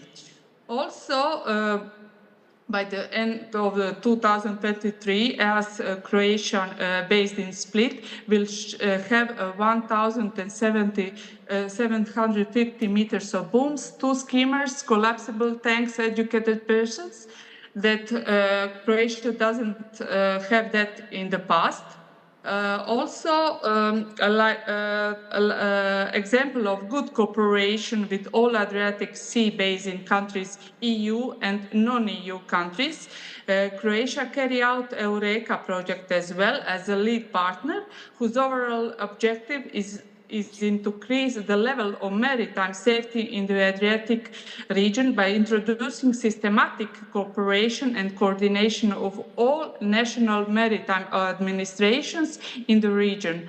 The project finished by the end of September and started on December 2020. That is all. I hope that that I provide information from Croatian side, but I must say several scientific institutions and administrations in Croatia is dealing with protection of the Adriatic Sea on several levels. So that is. Thank you, Ms. Bielkanovic. Yes, we heard that many projects and many cooperation activities are ongoing between the Adriatic countries, among the Adriatic countries, not only in the North Adriatic area, but also in the whole, overall Adriatic Sea. We heard even before that there is a new contingency plan for the whole Adriatic Sea, which is currently under elaboration and discussion, and we hope it will be really, it will become effective at the end of the year. We move now to the Italian perspective, and we move to the Italian perspective giving the floor to the institution, the Italian Coast Guard, having full operational responsibility on sea, operations at sea, which is the Italian Coast Guard. We have here Captain Diego Tomat from the Italian Coast Guard and here in Trieste. Of course, you know better than us speaking that pollution pollution in case of a semi-closed basin like the North Adriatic could cause really severe damages for all the countries, and that this could have even consequences on the response capacity. And we need to cooperate also in this field, in this regard. And I know that you are working at some solutions for the joint response at sea in the North Adriatic area. Please have the floor. Yes, good evening to everybody. Firstly, I bring you the greetings for Captain Luciano Del Prete, which is the commanding officer of Trieste Coast Guard Station. So, we as Italian Coast Guard, we have several duties and tasks assigned by national legislation. One of these is to fight the pollution at sea. And another one is connected to the previous is that we have the control of all the operations that are carried out on board the merchant vessel. This means that every operation regarding the environment is monitored and verified by our personnel during the inspection that are conducted when the vessels are inside the port. So we were speaking about the task to fight the pollution at sea. We are responsible and we develop a plan for our area, for the Trieste area, which is in force since 1992 and in the years has always been amended. So this plan consists in some procedures and consists in another part which are the local resources. So we are able to know what are the local resources that we can use in case of pollution. But in consideration of the context where we live in, we have some countries which are close to us, and we all know that the pollution has no borders. So if we have an oil pollution at sea, the oil can move from one of the three countries, and only using the simulators or using some prediction systems, considering the wind, the current, and so on, so we can have an idea where the pollution will arrive. But the best solution, we saw in several meetings, is that all the countries, all the closest countries, start to cooperate in order to develop some common procedures. If we have an exchange of information regarding all the resources that we are able to put in action in case of pollution, probably we will have a success in case of pollution. Then we have to consider that this is an area affected of a very important traffic of vessels, and with different types of cargo, and some of these cargoes are so dangerous for the sea. So it is in progress, a work since 2 years, started 2 years ago, with several parties, several institutions that we will hope to finish by the end of the year or in the first months of the next year.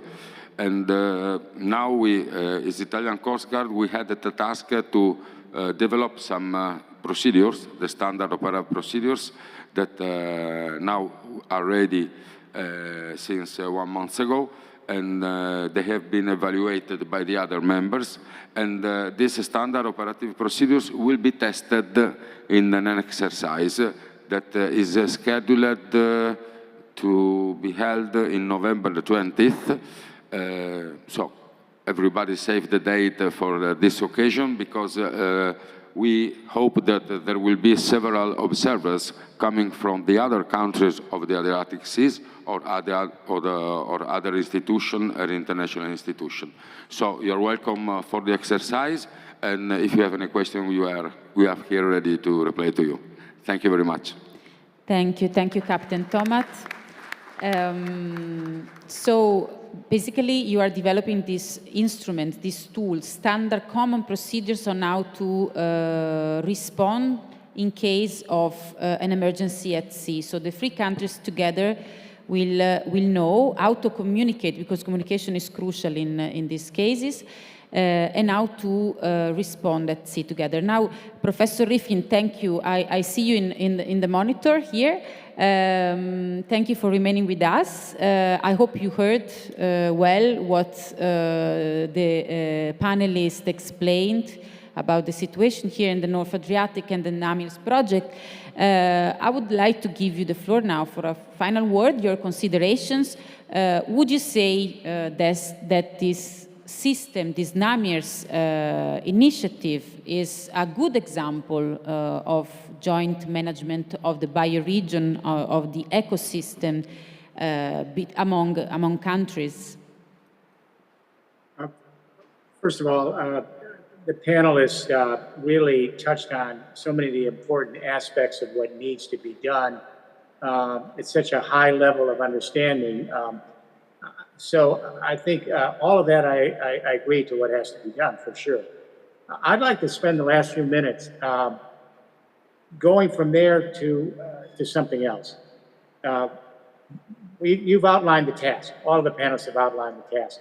The problem is, how do we generate the enthusiasm and the sense that this can be done? And so I want to share with you a few things that I would like you to share with your families and where you work and with your neighbors.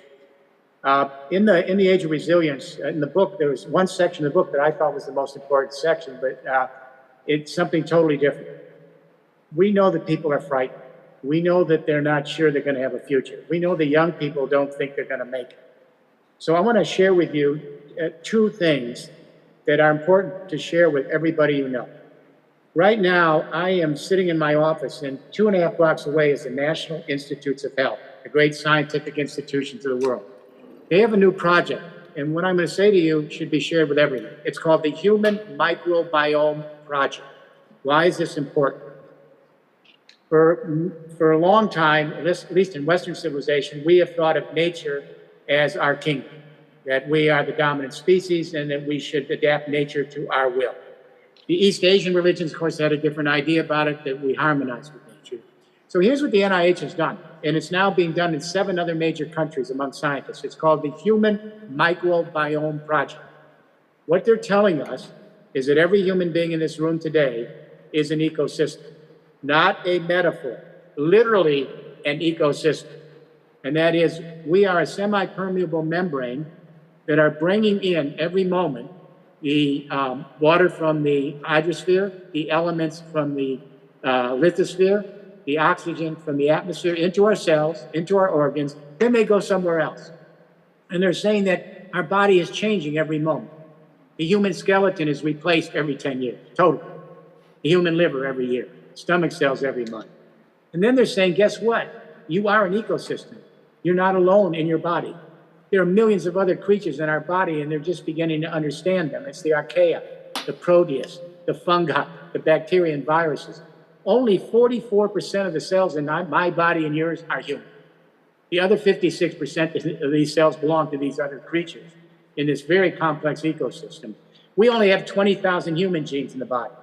There are millions of other genes. So what they're saying to us is we literally are an ecosystem. This is such a powerful message to a younger generation. We're not alone. Each of us is unique, but we're part of something bigger, an animated, incredible planet that experiments with the evolution of life. This gives them hope, real hope. And the second thing I'd like to share with you is this.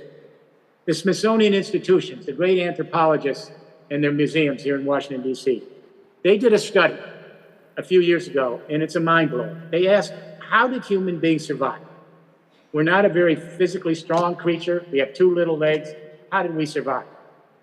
The old story was 10,000 years ago, the last ice age receded, nice weather, we settled down from nomadic life to agriculture, pastoralization, hydraulic aids, fossil fuel, energy complex. And we traveled across the world. That's the old story. Here's what happened. The Smithsonian anthropologists looked into the geological record, and this is a shock. It turns out that hominids, our ancestors, emerged 800,000 years ago. Neanderthals 350,000 years ago. Homo sapiens 250,000 years ago. Many of us still have Neanderthal genes in our DNA. And during that time, this was the most violent, extreme changes in weather in much of the planet's history. The planet tilts, as I told you, sometimes closer to the sun, sometimes further away. 800,000 years ago, there was a tilt when hominids first started to evolve. And what we saw is 100,000 years of ice age, 10,000 years of warming. 100,000 years of ice age, 10,000 years of warming. 100,000 years of ice age, 10,000 years of warming. This went on for 800,000 years during the development of our species. So what was their conclusion at the Smithsonian when they looked in the geological record? We humans are probably the most adapted species, at least mammalian species on the earth, maybe with the exception of viruses. And why? Their conclusion was we have the biggest brain. We have language so that we can take our knowledge and pass it on and accumulate it generation after generation. We have the best opposable thumb so we can invent tools and technology. And here's what I would add. We have mirror neurons. They were first discovered by Italian scientists in the 90s. Mirror neurons all through our neural circuitry that allow us to empathize with other life, human life, animal life, to experience the other as ourselves so we can cooperate. This is such a powerful message that we are an ecosystem, that we actually are the most adaptive species. So for everybody that says we can't do this, you've outlined what needs to be done. Everybody here, you've got what needs to be done. What we need is to inspire with the younger generation in our school systems, our pedagogy, our curricula, to get out into nature, not just learn about it on a Zoom or on TikTok, and be part of this management so we can steward the ecosystem rather than propertize it. So I think you've laid out the plan for execution, but we need to stimulate a very big response in the school systems of Italy and across the Adriatic, so the young people realize that we are part of nature and our real mission is to allow life to flourish for future generations. At my age, there's not much I know except that life is really important. It's special. We all breathe it, we want it, we experience it. And so the idea here is let our young people believe there's hope, but it's going to be tough. We're going to have to be Spartan. We're going to have to be very adept at adapting to nature. If we can do this, we may be able to flourish and allow future generations, not only of our species, but our fellow creatures to actually have their moment to experience this wonderful thing called life on this planet. Thank you. Thank you very much for this really inspiring final message. Thank you, Professor Rifkin, for being with us. You can hear the applause from the room here in Trieste. Thank you. Thank you to all the speakers, the panelists here. Now I give the floor to the moderator of the next panel, Miss Roberta Gianni, direttrice del Piccolo.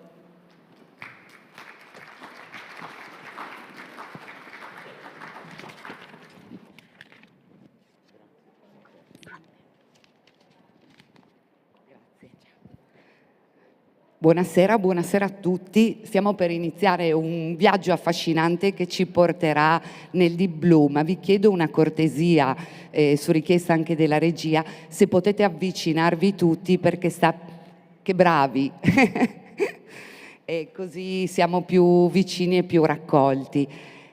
Come vi dicevo, questa finestra che apriamo adesso è riservata a fare un viaggio nel tempo in qualche misura, partendo da molto molto lontano, da quando il mare non c'era, per riuscire poi a raccontare anche il mare di oggi e quello che ci sarà. Ad accompagnarci in questo affascinante viaggio tre ospiti d'eccezione. Vedo già la prima, Francesca Klapčić, velista oceanica, ambassador, testimonial di Women in Sailing, nonché prima donna a vincere l'Ocean Race. Non so se mi dimentico qualcosa, Francesca, prima donna italiana, giusto. Non nessun uomo ha vinto. Prima italiana. Quindi prima italiana in assoluto. Beh, un applauso. E poi invito a raggiungermi Alessandro Vanoli, scrittore, storico, autore di una poderosa storia del mare. E poi ancora Cristiano Tiussi, direttore della Fondazione Aquileia, benvenuto, fondazione partecipata dal Ministero e dalla Regione, che ha un compito decisamente importante, che è quello di valorizzare e tutelare un sito meraviglioso che è patrimonio dell'UNESCO.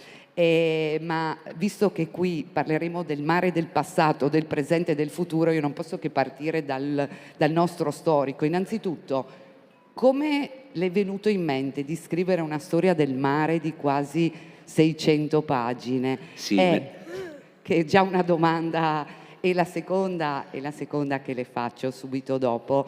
Noi partiamo da quando, nel suo libro lei parte da quando il mare non esisteva. Che cosa ci insegna? E poi ci racconta, ma insomma ce lo spiegherà lei, il mare da moltissimi punti di vista, cioè con una visione proprio globale di quello che il mare è. Ma cosa ci insegna il passato? Guardi, sulla domanda iniziale in realtà è la stessa che mi ha fatto anche il mio editore a un certo momento, ma la risposta fortunatamente alla fine ce l'hanno data i lettori, e quindi io sono sinceramente contentissimo. Come mi è venuto in mente in realtà è molto legato, uno al fatto che io mi sono occupato di mare da sempre, da storico naturalmente, e questo vuol dire altro, ma soprattutto è legato molto ai miei ricordi di infanzia, e cioè a un'idea di divulgazione che teneva insieme tutto. Le rocce, la geologia, i pesci, le avventure per mare, i pirati, le vele, e questo tenere insieme tutto. Io avevo in mente uno che è stato fortunatamente per me un caro amico in sua tarda età, cioè Folco Quilici. In questo tenere in mezzo tutto c'era secondo me una delle necessità vere del provare a scrivere adesso una storia del mare del genere, e cioè la necessità che abbiamo di riflettere sul nostro ruolo di esseri umani in rapporto a un ambiente così vasto e così inevitabilmente, drammaticamente devastato da noi. Quindi la necessità era assolutamente questa. Poi che cosa ci insegna? Mettiamola così: se fai una storia del mare di questa portata, inevitabilmente parti dall'inizio, e l'inizio di questa storia è una cosa che non è neanche il pensabile. Sono 4 miliardi di anni fa fondamentalmente, quando non c'era quasi nulla se non già curiosamente l'acqua, e all'interno dell'acqua incidentalmente pure la vita, o almeno quelle piccolissime catene di molecole di carbonio che costituiscono i cianobatteri, le nostre alghe azzurre. Quindi la vita, di fatto, almeno i punti di partenza della vita. Poi tutto il resto, gli animali che verranno dopo e tutto quanto quello che segue dopo, che è davvero l'impensabile per noi esseri umani, perché è talmente vertiginosa quella storia dove se fosse un anno solare intero la storia di tutta quanta la Terra, noi apparterremmo solamente agli ultimi minuti del 31 dicembre. Allora, se è così, quello che ci insegna è sostanzialmente la nostra irrilevanza, malgrado i danni che riusciamo a fare a quel mondo, ma la nostra assoluta irrilevanza, che dovrebbe farci perlomeno pensare a una cosa: non è detto che il mare abbia bisogno di noi. Una cosa che dura per 4 miliardi di anni senza di noi non ha bisogno di noi, siamo noi che abbiamo un disperato bisogno di lui. Ci insegna questo. Tiussi, in questo excursus storico arriviamo ad Aquileia, patrimonio UNESCO che Fondazione ha il compito di tutelare e di valorizzare. Aquileia, una delle più importanti città dell'impero romano, è uno dei porti più importanti. Ma com'era il mare ai tempi degli antichi romani? Tra l'altro siamo a Trieste, insomma anche l'antica Tergeste potrebbe dire qualcosa a riguardo.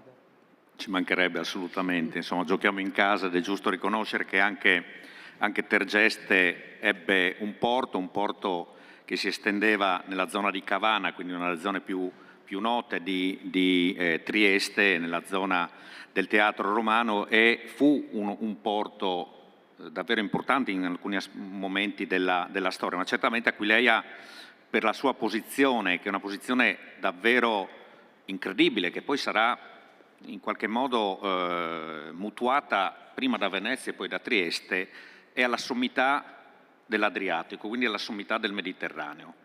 E questa è una posizione che sostanzialmente diede ad Aquileia dei vantaggi importanti e diede al porto di Aquileia quindi davvero un ruolo fondamentale nei commerci transmarini e nei commerci, nella redistribuzione nell'entroterra amplissimo di Aquileia, che diciamo oggi definiremo la Mitteleuropa, quindi che spazia veramente dalla zona balcanica fino al centro dell'Europa. E questo aspetto sicuramente fu alla base dello sviluppo di questa città. Com'era il mare degli antichi? Innanzitutto in questa zona il mare degli antichi era leggermente più basso di quello che è oggi. Quanto più basso? Più o meno un metro e mezzo. Ecco, perché sappiamo che nella storia il livello marino si è innalzato in questa zona.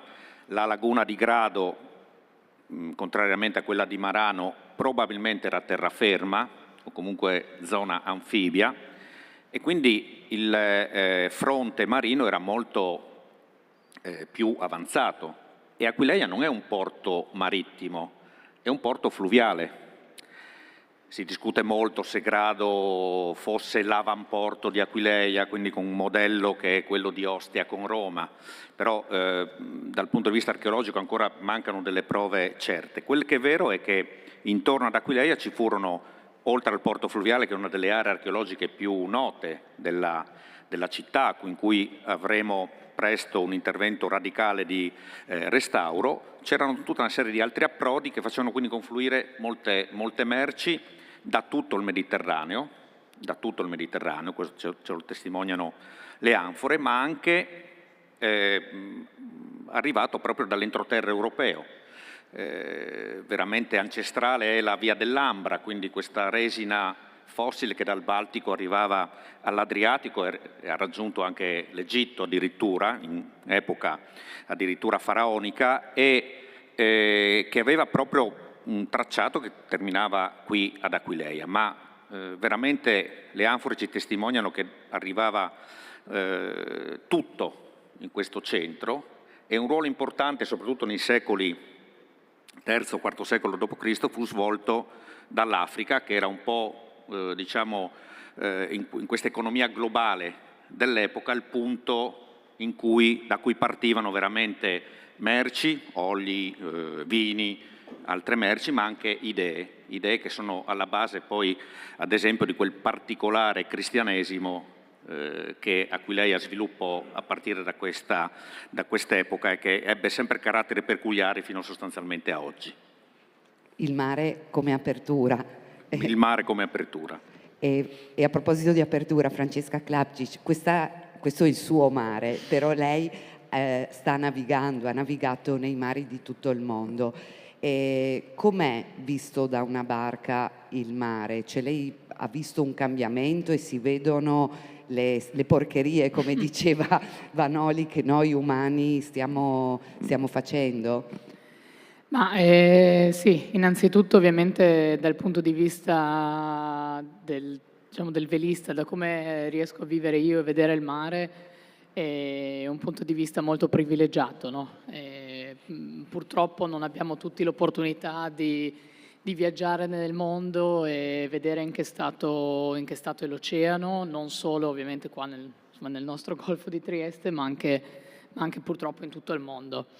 E personalmente ovviamente mi sento abbastanza privilegiata ad avere quel punto di vista e riuscire anche a essere testimone, poi riportando un po' quello che vediamo, quello che riusciamo a sentire e anche tutti i dati che riportiamo poi anche dalla barca, perché abbiamo un sistema per misurare comunque un sacco di dati dell'acqua, di mari ovunque nell'oceano, quindi diciamo navigando intorno al mondo abbiamo avuto anche l'opportunità di portare a terra dati che poi persone molto più preparate, molto più intelligenti di noi velisti riuscivano ad analizzare e capire ovviamente in che stato fosse l'oceano.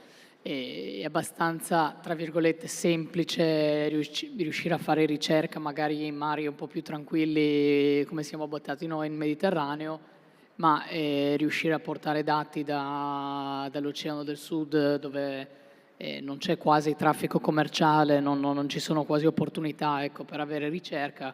Per me è stato un grande onore riuscire a collaborare e portare un po' anche di ricerca nello sport.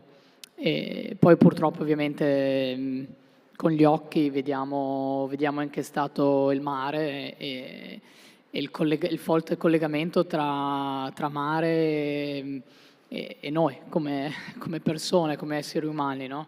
Ecco, mi scusi, ma l'Ocean Race, lo dico magari per chi non è un velista come me, è il giro del mondo in equipaggio. Leggevo solo la prima tappa, che già quella mi ha fatto impressione, vai da Lisbona a Città del Capo, è corretto?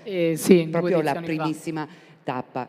C'è una scena che in particolare, non so, in questo viaggio, cioè in questo giro del mondo, che le è rimasta impressa e che in qualche modo l'ha colpita proprio da questo punto di vista?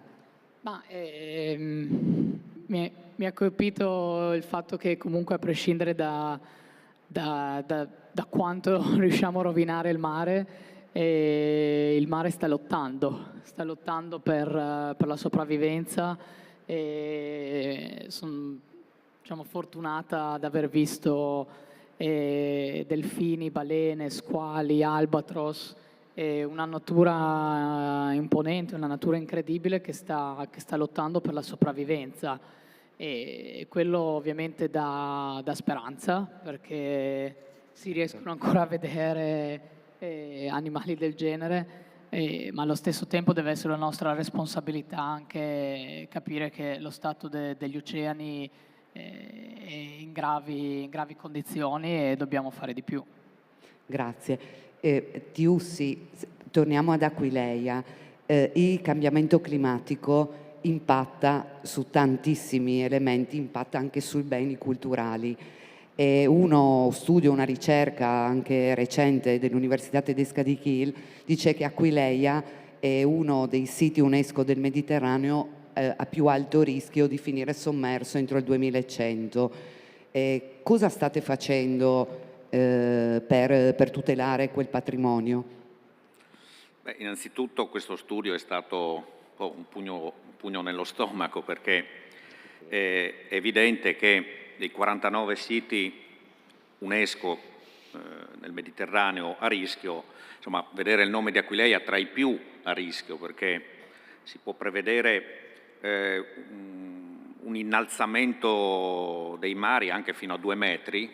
Allora, quando teniamo conto che Aquileia ha una altezza diciamo di 3 metri sul livello del mare oggi, capiamo bene cosa significa. In questo momento, in questo scenario, non in questo momento per fortuna, in questo scenario sarebbe veramente sott'acqua la gran parte di Aquileia. Forse la Basilica si salverebbe, ma insomma ciò che sta sotto la Basilica no. Quindi effettivamente questo è un problema grosso, e quello che poi è davvero ancora più preoccupante è che è misurabile nella vita di un uomo, perché parliamo del 2100, cioè fra 70-75 anni. Ecco, questo credo sia la cosa più preoccupante, perché ci obbliga, e obbliga tutti noi adesso, a cominciare a mettere in atto quelle contromisure che almeno ci permettano di alleviare, ecco, questi fenomeni e gli effetti di questi fenomeni.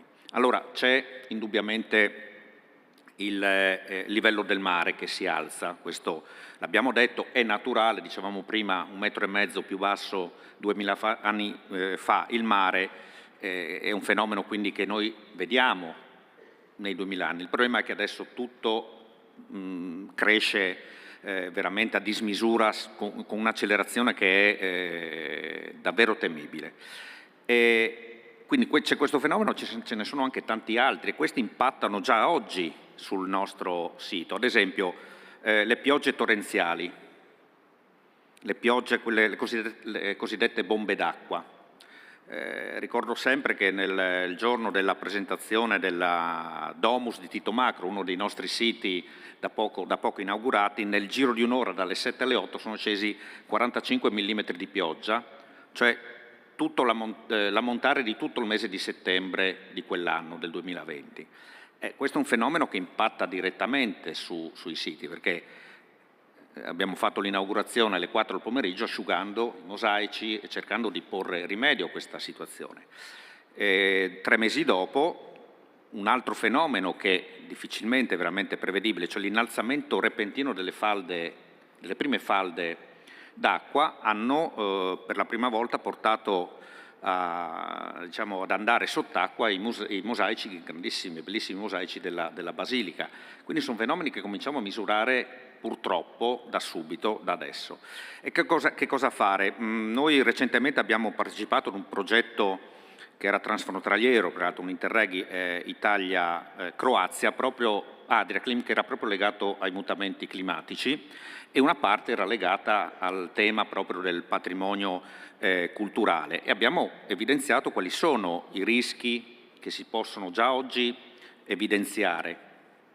Dobbiamo raccogliere tutti i dati, dobbiamo fare una base di conoscenza importante per poter prevedere ciò che avverrà e possibilmente trovare a problemi comuni soluzioni comuni, che la situazione di Aquileia è la stessa di altri siti, ma diverse sono anche le modalità di rischio.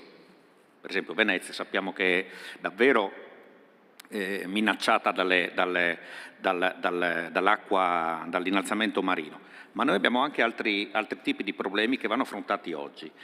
E da questo punto di vista è di fondamentale importanza la collaborazione che stiamo portando avanti con l'Agenzia regionale per la protezione dell'ambiente, l'ARPA, col Consorzio di bonifica, perché sono tutti enti che ugualmente come noi preoccupati a livello, diciamo così, complessivo da questi fenomeni, e con un progetto che metteremo in atto proprio nei prossimi mesi andremo a implementare una banca dati di conoscenza su quelli che sono i rischi, quelle che sono le possibili soluzioni e cominciare un'interlocuzione poi col decisore politico, come si dice, perché poi questi interventi che andranno messi in atto sono da come dire, mettere a punto e poi anche da finanziare, affinché noi possiamo veramente preservare questo patrimonio e consegnarlo intatto alle future generazioni. Questo è lo scopo che la Fondazione ha e questo è un risultato che dobbiamo portare avanti,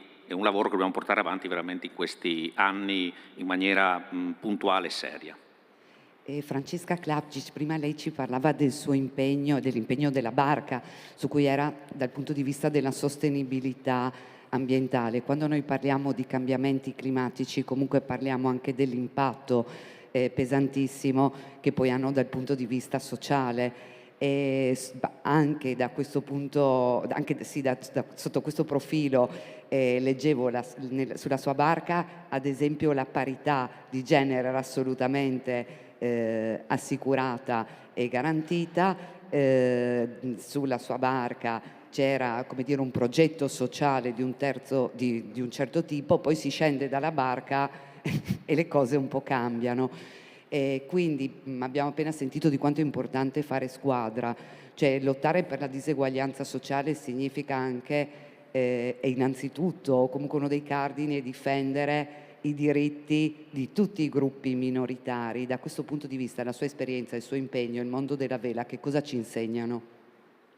Innanzitutto penso che ci si focalizzi troppo sul separare, no, problemi di sostenibilità ambientale e climatica con quella che invece è la parte sociale del problema, invece di cercare di risolvere i problemi in una maniera un po' più olistica e lavorare con le persone, che poi hanno effetti enormi sulla sostenibilità ambientale.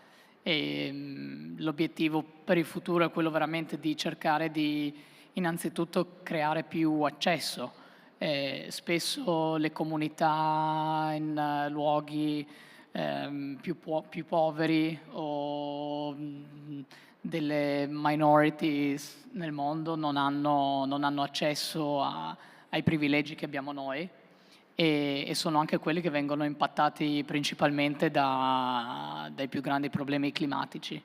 E penso che veramente per riuscire a risolvere il problema bisognerebbe iniziare dalle persone e insieme veramente fare squadra e portare tutti quanti intorno a un tavolo e riuscire a capire le problematiche di tutti, perché è troppo semplice, parlo per me personalmente perché ovviamente non conosco chi è in questa sala, però è troppo semplice per me da persona bianca, privilegiata, diciamo, mettermi in una posizione, no, superiore senza però in realtà avere davanti, avere intorno a un tavolo altre comunità che hanno altre problematiche e riuscire veramente ad avere l'abilità ad ascoltare e a lavorare insieme. E penso che quello sia importantissimo, deve essere un obiettivo nel futuro dove dobbiamo veramente lavorare non in piccoli gruppi privilegiati, ma dobbiamo veramente aprire le porte e fare entrare tutti e lavorare insieme, perché il pianeta è uno e di tutti. E quando sei in mezzo al mare, quando sei in mezzo all'oceano, veramente l'oceano non fa differenza se sei uomo, donna, se sei bianco, se sei di colore, se arrivi dall'Italia o se arrivi dall'Africa. Non c'è nessuna differenza quando si imbarca e si è in mezzo dove non vedi più terra, dove non ci sono più confini. E quindi penso che bisognerebbe riuscire a gestire una problematica mondiale nella stessa maniera. Lei ha scelto di vivere negli Stati Uniti, è triestina, ma vive negli Stati Uniti. Possiamo apprendere qualcosa dagli Stati Uniti su questo? Ma non lo so, domanda complicata. Ogni paese penso che abbia le sue problematiche, sicuramente le problematiche sociali negli Stati Uniti non è che siano sempre migliori rispetto a qua. Penso veramente che invece bisogna fare un lavoro di squadra. Lo sport insegna che da soli si può arrivare da qualche parte, ma in gruppo si arriva molto più lontani e ottenendo migliori risultati. E quindi penso veramente che bisognerebbe lavorare insieme, a prescindere poi se si vive in America o in Europa o si fa parte magari di una città, diciamo, benestante o di una parte più suburban. Penso che sia veramente da lavorare insieme per risolvere i problemi del nostro pianeta. Ecco Vanoli, da questo punto di vista le chiedo sempre due cose a lei, da questa fortuna. No, la prima, la storia del mare, quindi quando è sinonimo di apertura, quando è sinonimo di chiusura, cioè che cosa ci insegna oggi in cui, come dire, tendiamo a mettere dei confini, cioè si possono mettere dei confini, la storia ha messo a volte dei confini e non è andata benissimo. E la seconda cosa, un esercizio ancora più difficile per uno storico, che cosa conterrà il nuovo capitolo della sua storia del mare, quello che leggeremo tra 50 anni? Allora, fortunatamente quello tra 50 anni non lo scriverò io, così mi tolgo il problema iniziale di fare il futurologo, però riprendendo la questione iniziale, quella dei confini, dunque tendenzialmente la storia del mare ci insegna che nel momento in cui l'uomo si muove non più dominato dal mare, che è una storia molto lunga, quando si naviga di cabotaggio, quando si ha difficoltà a orientarsi, via dicendo, fino a tempi cioè relativamente recenti, fino al Medioevo più o meno, ma quando si lancia in una possibilità vera e propria di conquista dei nuovi spazi attraverso la dominazione dei venti, attraverso la possibilità di usare gli alisei e via dicendo, improvvisamente in quel momento comincia a porsi il problema di chi è il mare, come lo posso possedere. E da quel momento in poi è finita, la nostra storia è questa. Noi non abbiamo mai smesso di desiderare di possedere il mare. Tanto è vero che la storia recente, quella che vede ancora gli Stati Uniti d'America dividere il mondo in quadranti, no? Sesta flotta, quarta flotta, è così che domina il mare, beh, in realtà ha degli antecedenti relativamente antichi, dove non con gli stessi risultati tecnici e precisi, però già gli olandesi prima e gli inglesi dopo si sforzavano di definire uno spazio per poterlo dominare. Quindi la verità è che sono molto pessimista sul piano delle possibilità umane di riuscire a gestirsi questa storia in maniera civile. La questione degli esseri umani da quel lato in effetti è un po' il problema, perché per quanto abbia perfettamente ragione Francesca, se posso chiamarti, usare il nome, nel dire che la collaborazione e la cooperazione è la qualità fondamentale dello sforzo che dobbiamo mettere in campo. Purtroppo le forze avverse in questo gioco sono impressionanti, sono quelle politiche, sono quelle delle grandi lobby internazionali, sono quelle delle necessità economiche, anche le più banali, cioè c'è un lavoro gigantesco da fare in questo senso ti sembra quasi difficile capire da dove cominciare, perché qualsiasi piccolo sforzo personale sembra irrilevante rispetto alla portata spaventosa di quello che c'è davanti. Ero all'UNESCO a Venezia molto tempo fa, no, un anno fa circa, un po' di più, e facevamo una discussione molto elegante, per la verità, sul cosa fare per proteggere il mare, quindi dall'attenzione alla plastica, tutte cose sacrosante e fondamentali. Poi la settimana dopo mi trovavo a Baghdad a guardare il Tigri e un enorme, gigantesco, impressionante bocchettone grande come metà di questa sala che sversava nel fiume qualsiasi cosa disgustosa io potessi immaginare. La sproporzione tra quello che dicevamo noi, occidentali, privilegiati esattamente, e quello che facevano loro in quel momento era di tali proporzioni che è difficile immaginare che cosa io possa fare. Ma siccome dobbiamo finire entro 2 minuti dicendo che cosa scriverà lo storico a cui passerò il testimone tra un bel po' di anni, ovviamente è chiaro, non lo so, gli storici sono gli ultimi a saperlo come andrà il futuro, e mai chiederlo a uno storico, perché anche se ci prova distinto non ci piglia. Però di una cosa sono abbastanza sicuro: gli uomini continueranno inevitabilmente ad essere quello che sono, cioè una caratteristica pessima del pianeta Terra, e purtroppo questo è il materiale che noi abbiamo a disposizione. Per parafrasare Dostoevskij, al contrario, più amo le singole persone, più disprezzo l'umanità. Purtroppo mi è andata così, e credo però di avere alcune buone ragioni per poterlo dire. Però c'è una variante in positivo, che è davvero, dal punto di vista storico, a parte gli scherzi, una variante epocale.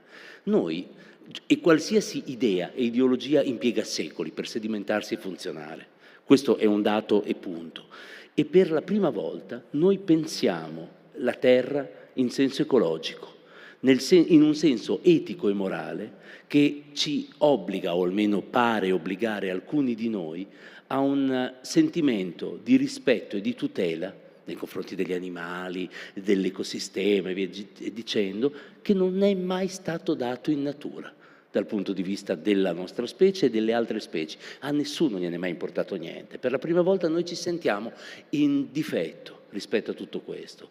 Questo è un dato importantissimo, perché può fruttare molto, può fiorire molto, può dare tanto di più alle generazioni future se riusciamo a coltivare questo tipo di nuovo sentimento intellettuale. E questa cosa spetta solamente a noi. Noi non ne vedremo mai i risultati, perché ha delle dimensioni storiche, non le vedranno neanche, penso, i figli dei nostri figli, ma proprio per questo è una scommessa epocale davvero. La storia funziona così: ti metti lì e insegni giorno dopo giorno a una persona sulla quale scommetti non per quello che farà quella persona, ma per quello che porterà avanti, perché è lei che erediterà la terra.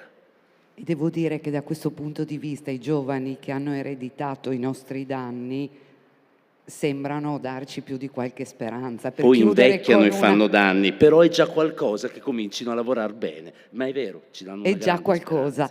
Allora, che... io ringrazio i nostri ospiti, ringrazio Francesca, Klapčić, Vanoli, Tiussi. e vi invito a lasciare il palco. Lo lascerò anch'io tra un secondo, perché devo solo annunciare il prossimo ospite, Bernardo Mattarella, direttore generale e amministratore delegato di Invitalia SpA, che come tutti voi sapete è l'Agenzia Nazionale per lo Sviluppo, agenzia controllata, che ha un unico azionista, il MEF, e Mattarella ci parlerà di tutto quello che si può fare nell'ottica di una crescita sostenibile. Vi rubo ancora 10 secondi. Dopo l'intervento del dottor Mattarella ci sarà un brindisi nel foyer. Buonasera, grazie intanto per l'invito, grazie per la presentazione.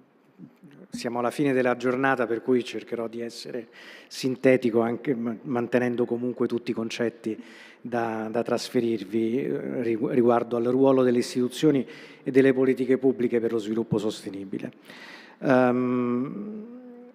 Oramai i cosiddetti rischi ambientali, sociali e di governo, quindi gli ESG, i rischi ESG, influiscono in maniera sulla crescita effettiva e potenziale dell'economia, oramai in maniera molto, molto incisiva. Il tema della sostenibilità è stato nel passato ed è divenuto sempre di più una priorità dell'agenda dei governi e anche nelle strategie del sistema finanziario globale. Un contributo decisivo è arrivato, come tutti sappiamo, dall'agenda 2030 che ha stabilito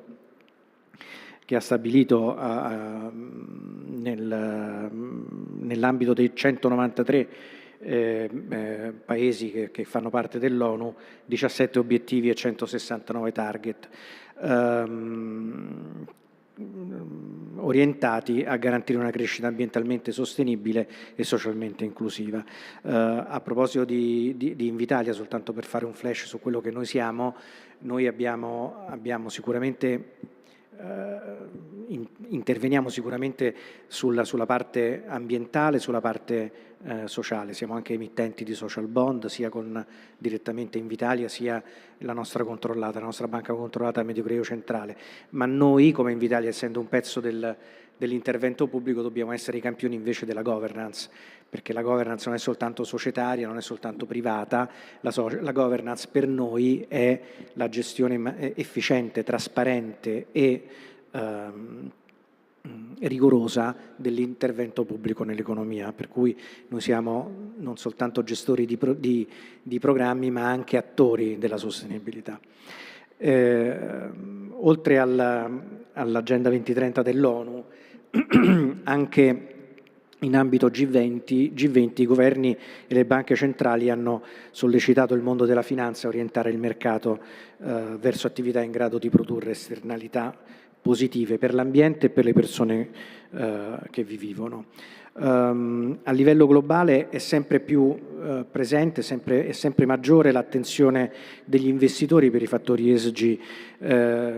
Secondo un rapporto del Global Sustainable Investment Alliance, nel 2020, che è l'ultimo dato disponibile, gli investimenti finanziari sostenibili costituivano circa il 36% degli attivi globali in gestione e avevano raggiunto la cifra di 35,3 trilioni di dollari, che è un valore più che raddoppiato rispetto al 2016. Ovviamente questa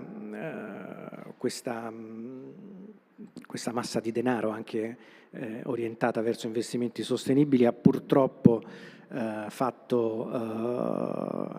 generato casi e esempi di greenwashing che, grazie al cielo, ultimamente sono sempre più, oramai i framework sono sempre più rigorosi, sempre più attendibili, e quindi i fenomeni di greenwashing sono sempre più rari, tant'è vero che sempre più aziende non hanno più la sostenibilità organizzativamente la struttura che si occupa di sostenibilità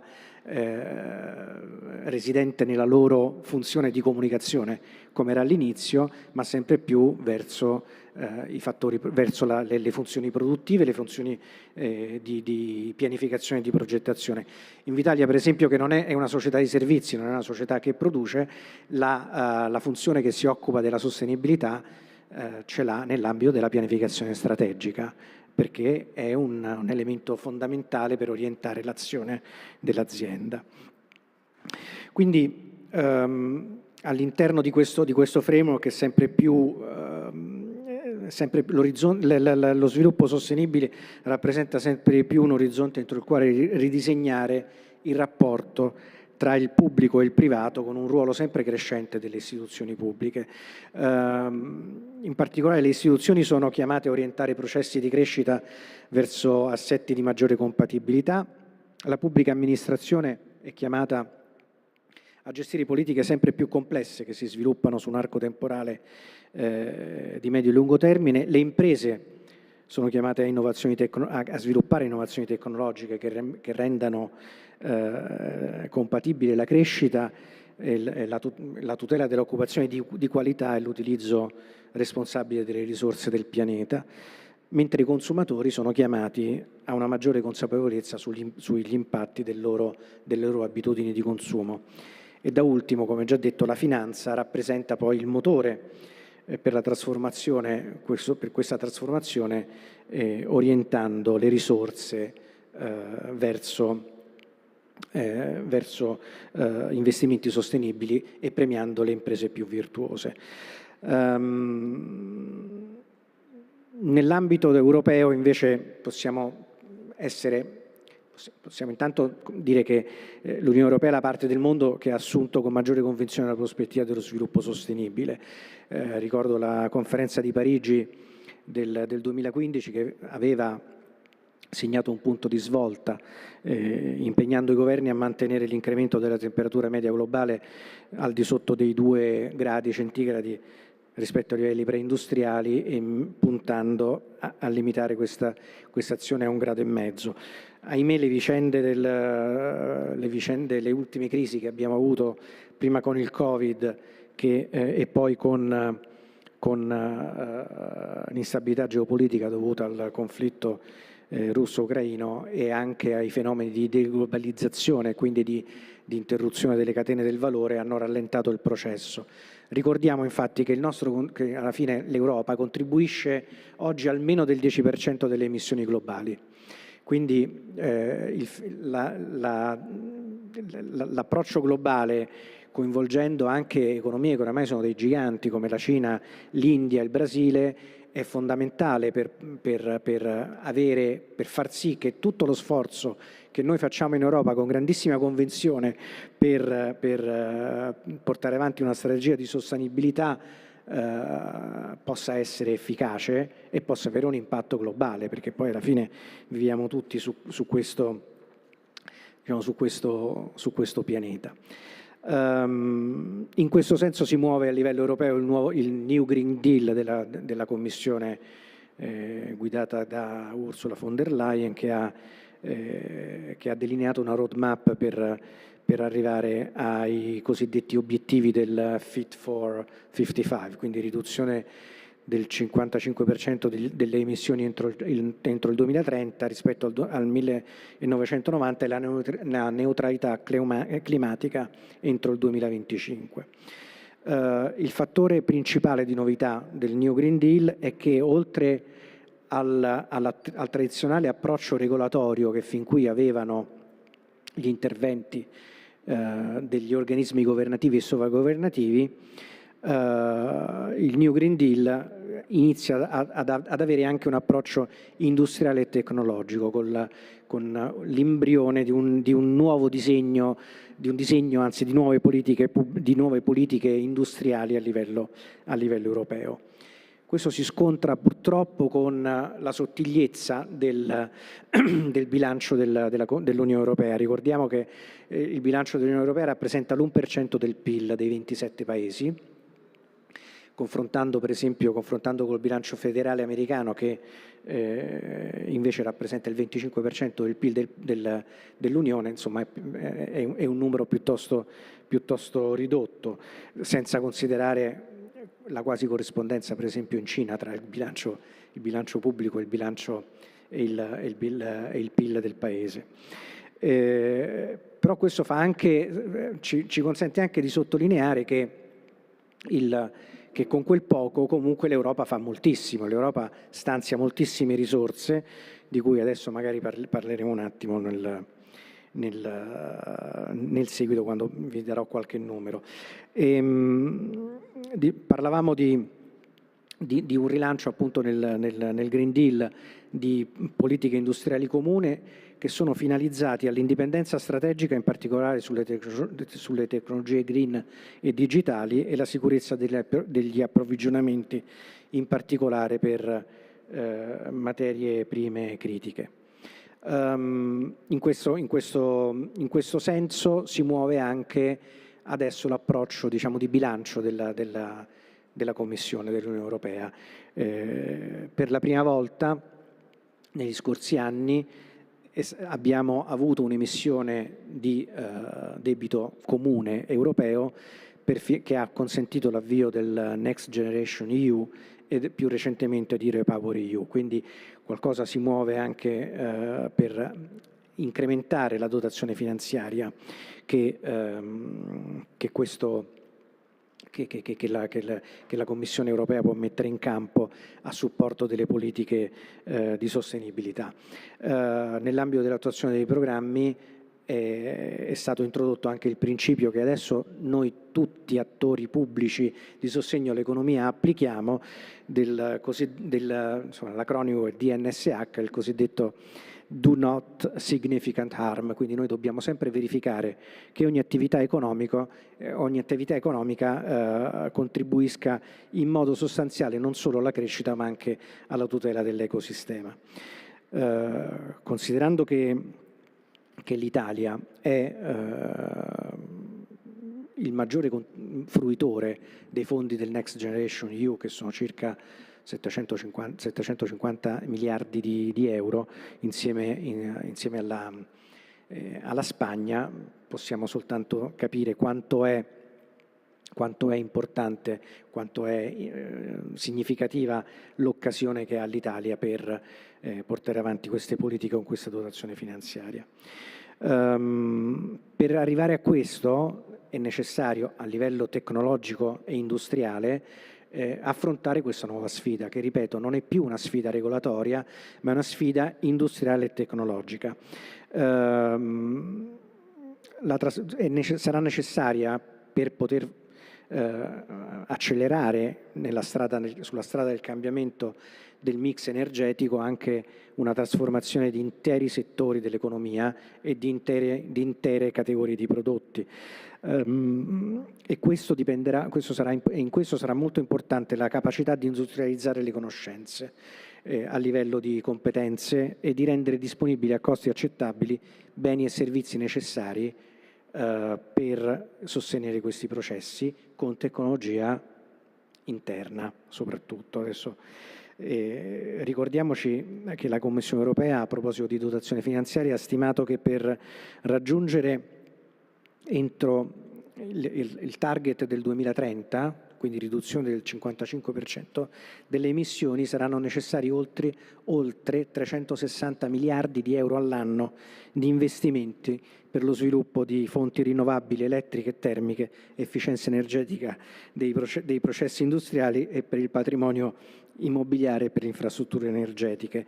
Mentre in Italia il Governo ha stimato, nell'ambito del Piano Nazionale per l'Energia e il Clima, che sarà necessario mobilitare nel nostro Paese oltre 600 miliardi di euro di risorse nell'arco dei prossimi 10 anni. E a proposito della sfida per il nostro sistema produttivo, ma anche per il sistema produttivo europeo, come dicevo prima, è rendersi indipendenti, quindi l'indipendenza strategica riguardo alle forniture, considerando che nella passata stagione di transizione verso un'economia sostenibile e energie rinnovabili e quant'altro, noi abbiamo importato tecnologia dall'estero. Ricordo pannelli solari, pale eoliche, elettrolizzatori che servono per produrre l'idrogeno green. Fino adesso sono stati tutti quanti prodotti con tecnologie tendenzialmente cinesi o comunque esterne all'Unione Europea, che in questa situazione appunto di decoupling e di interruzione delle catene globali del valore è fondamentale riportare all'interno dei nostri confini continentali. Venendo qui a parlare a Trieste in occasione di questa meravigliosa manifestazione marittima, vorrei sottolineare qualche dato rispetto all'eccellenza che in questo Paese abbiamo, che è l'industria nautica e la cantieristica. Pur essendo un'industria a impatto ambientale contenuto, da sempre la nautica investe moltissimo in sostenibilità, affiancando questi concetti ai classici punti di forza della nostra industria: lo stile, il design, l'innovazione e soprattutto la competenza tecnica.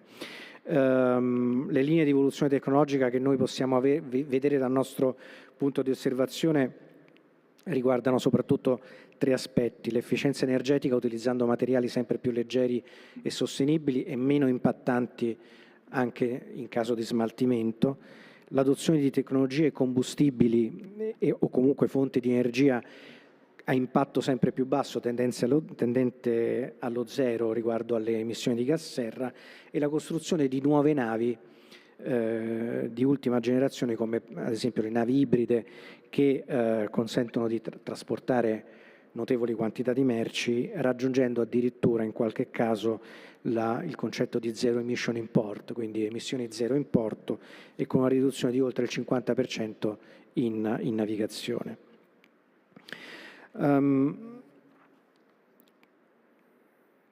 A proposito di risorse, tornando un attimo al PNRR, concentrandoci sull'industria del mare, mi piace sottolineare che all'interno del piano, all'interno della missione 2, rivoluzione verde e transizione ecologica, per circa 2 miliardi, e all'interno della missione 3, infrastrutture per una mobilità sostenibile, per circa 3,1 miliardi di euro, ci sono dotazioni finanziarie di questa dimensione, quindi per un totale di circa 5 miliardi a sostegno dell'economia del mare. Quindi sono risorse molto importanti che sono destinate al miglioramento delle infrastrutture portuali e giovando anche alla competitività degli operatori economici. Noi come Invitalia siamo coinvolti all'interno di questi programmi per circa 2 miliardi e mezzo, abilitandone direttamente 1,4 miliardi in qualità di soggetto realizzatore, fornendo alle amministrazioni pubbliche supporto tecnico, operativo e anche come centrale di committenza o come gestore di incentivi. Qualche piccolo esempio per la missione 2: i contratti per la logistica agroalimentare, porti e mercati, il ripristino della tutela e tutela dei fondali e habitat marini insieme all'ISPRA, che gestiamo insieme all'ISPRA, l'aumento selettivo all'interno della missione 3, l'aumento selettivo della capacità portuale, progetto su cui siamo impegnati anche insieme al porto di Trieste, l'elettrificazione delle banchine, l'ultimo e penultimo miglio ferroviario e stradale per l'estensione delle infrastrutture retroportuali, in cui siamo anche qui coinvolti, tra le altre cose, anche con il porto di Trieste. Queste sono le cose, un piccolo esempio di quello che noi come Invitalia, a cascata rispetto a tutta questa questa strumentazione che da livello globale, a livello europeo, a livello nazionale abbiamo visto essere messa in campo dalle strutture governative e sovragovernative. Vorrei parlarvi un minuto di quello che facciamo noi come Invitalia. La chiave l'ho già detta, perché noi siamo sostanzialmente in continuo ascolto rispetto ai nostri stakeholder. I nostri stakeholder sono le pubbliche amministrazioni, i territori, le imprese, le associazioni dei lavoratori, i lavoratori, e per la prima volta quest'anno noi abbiamo adottato una policy di sostenibilità che ci porterà a un piano strategico di sostenibilità sul quale percorso abbiamo già coinvolto in un panel che è durato una giornata intera i nostri stakeholder per aiutarci anche a definire il nostro ruolo come gestori di interventi pubblici nell'economia con un approccio sempre più sostenibile, ripeto, non soltanto da un punto di vista ambientale, ma non dimenticando le altre due componenti per noi fondamentali dell'approccio ESG, l'approccio sociale, quindi le ricadute sociali del nostro intervento a favore delle imprese e delle pubbliche amministrazioni, e la governance, essendo noi un esempio, dovendo rappresentare, secondo noi, un esempio di campione nell'applicazione di governance trasparenti, efficienti e rigorose. Vi ringrazio e vi auguro una buona continuazione di queste meravigliose giornate. Grazie.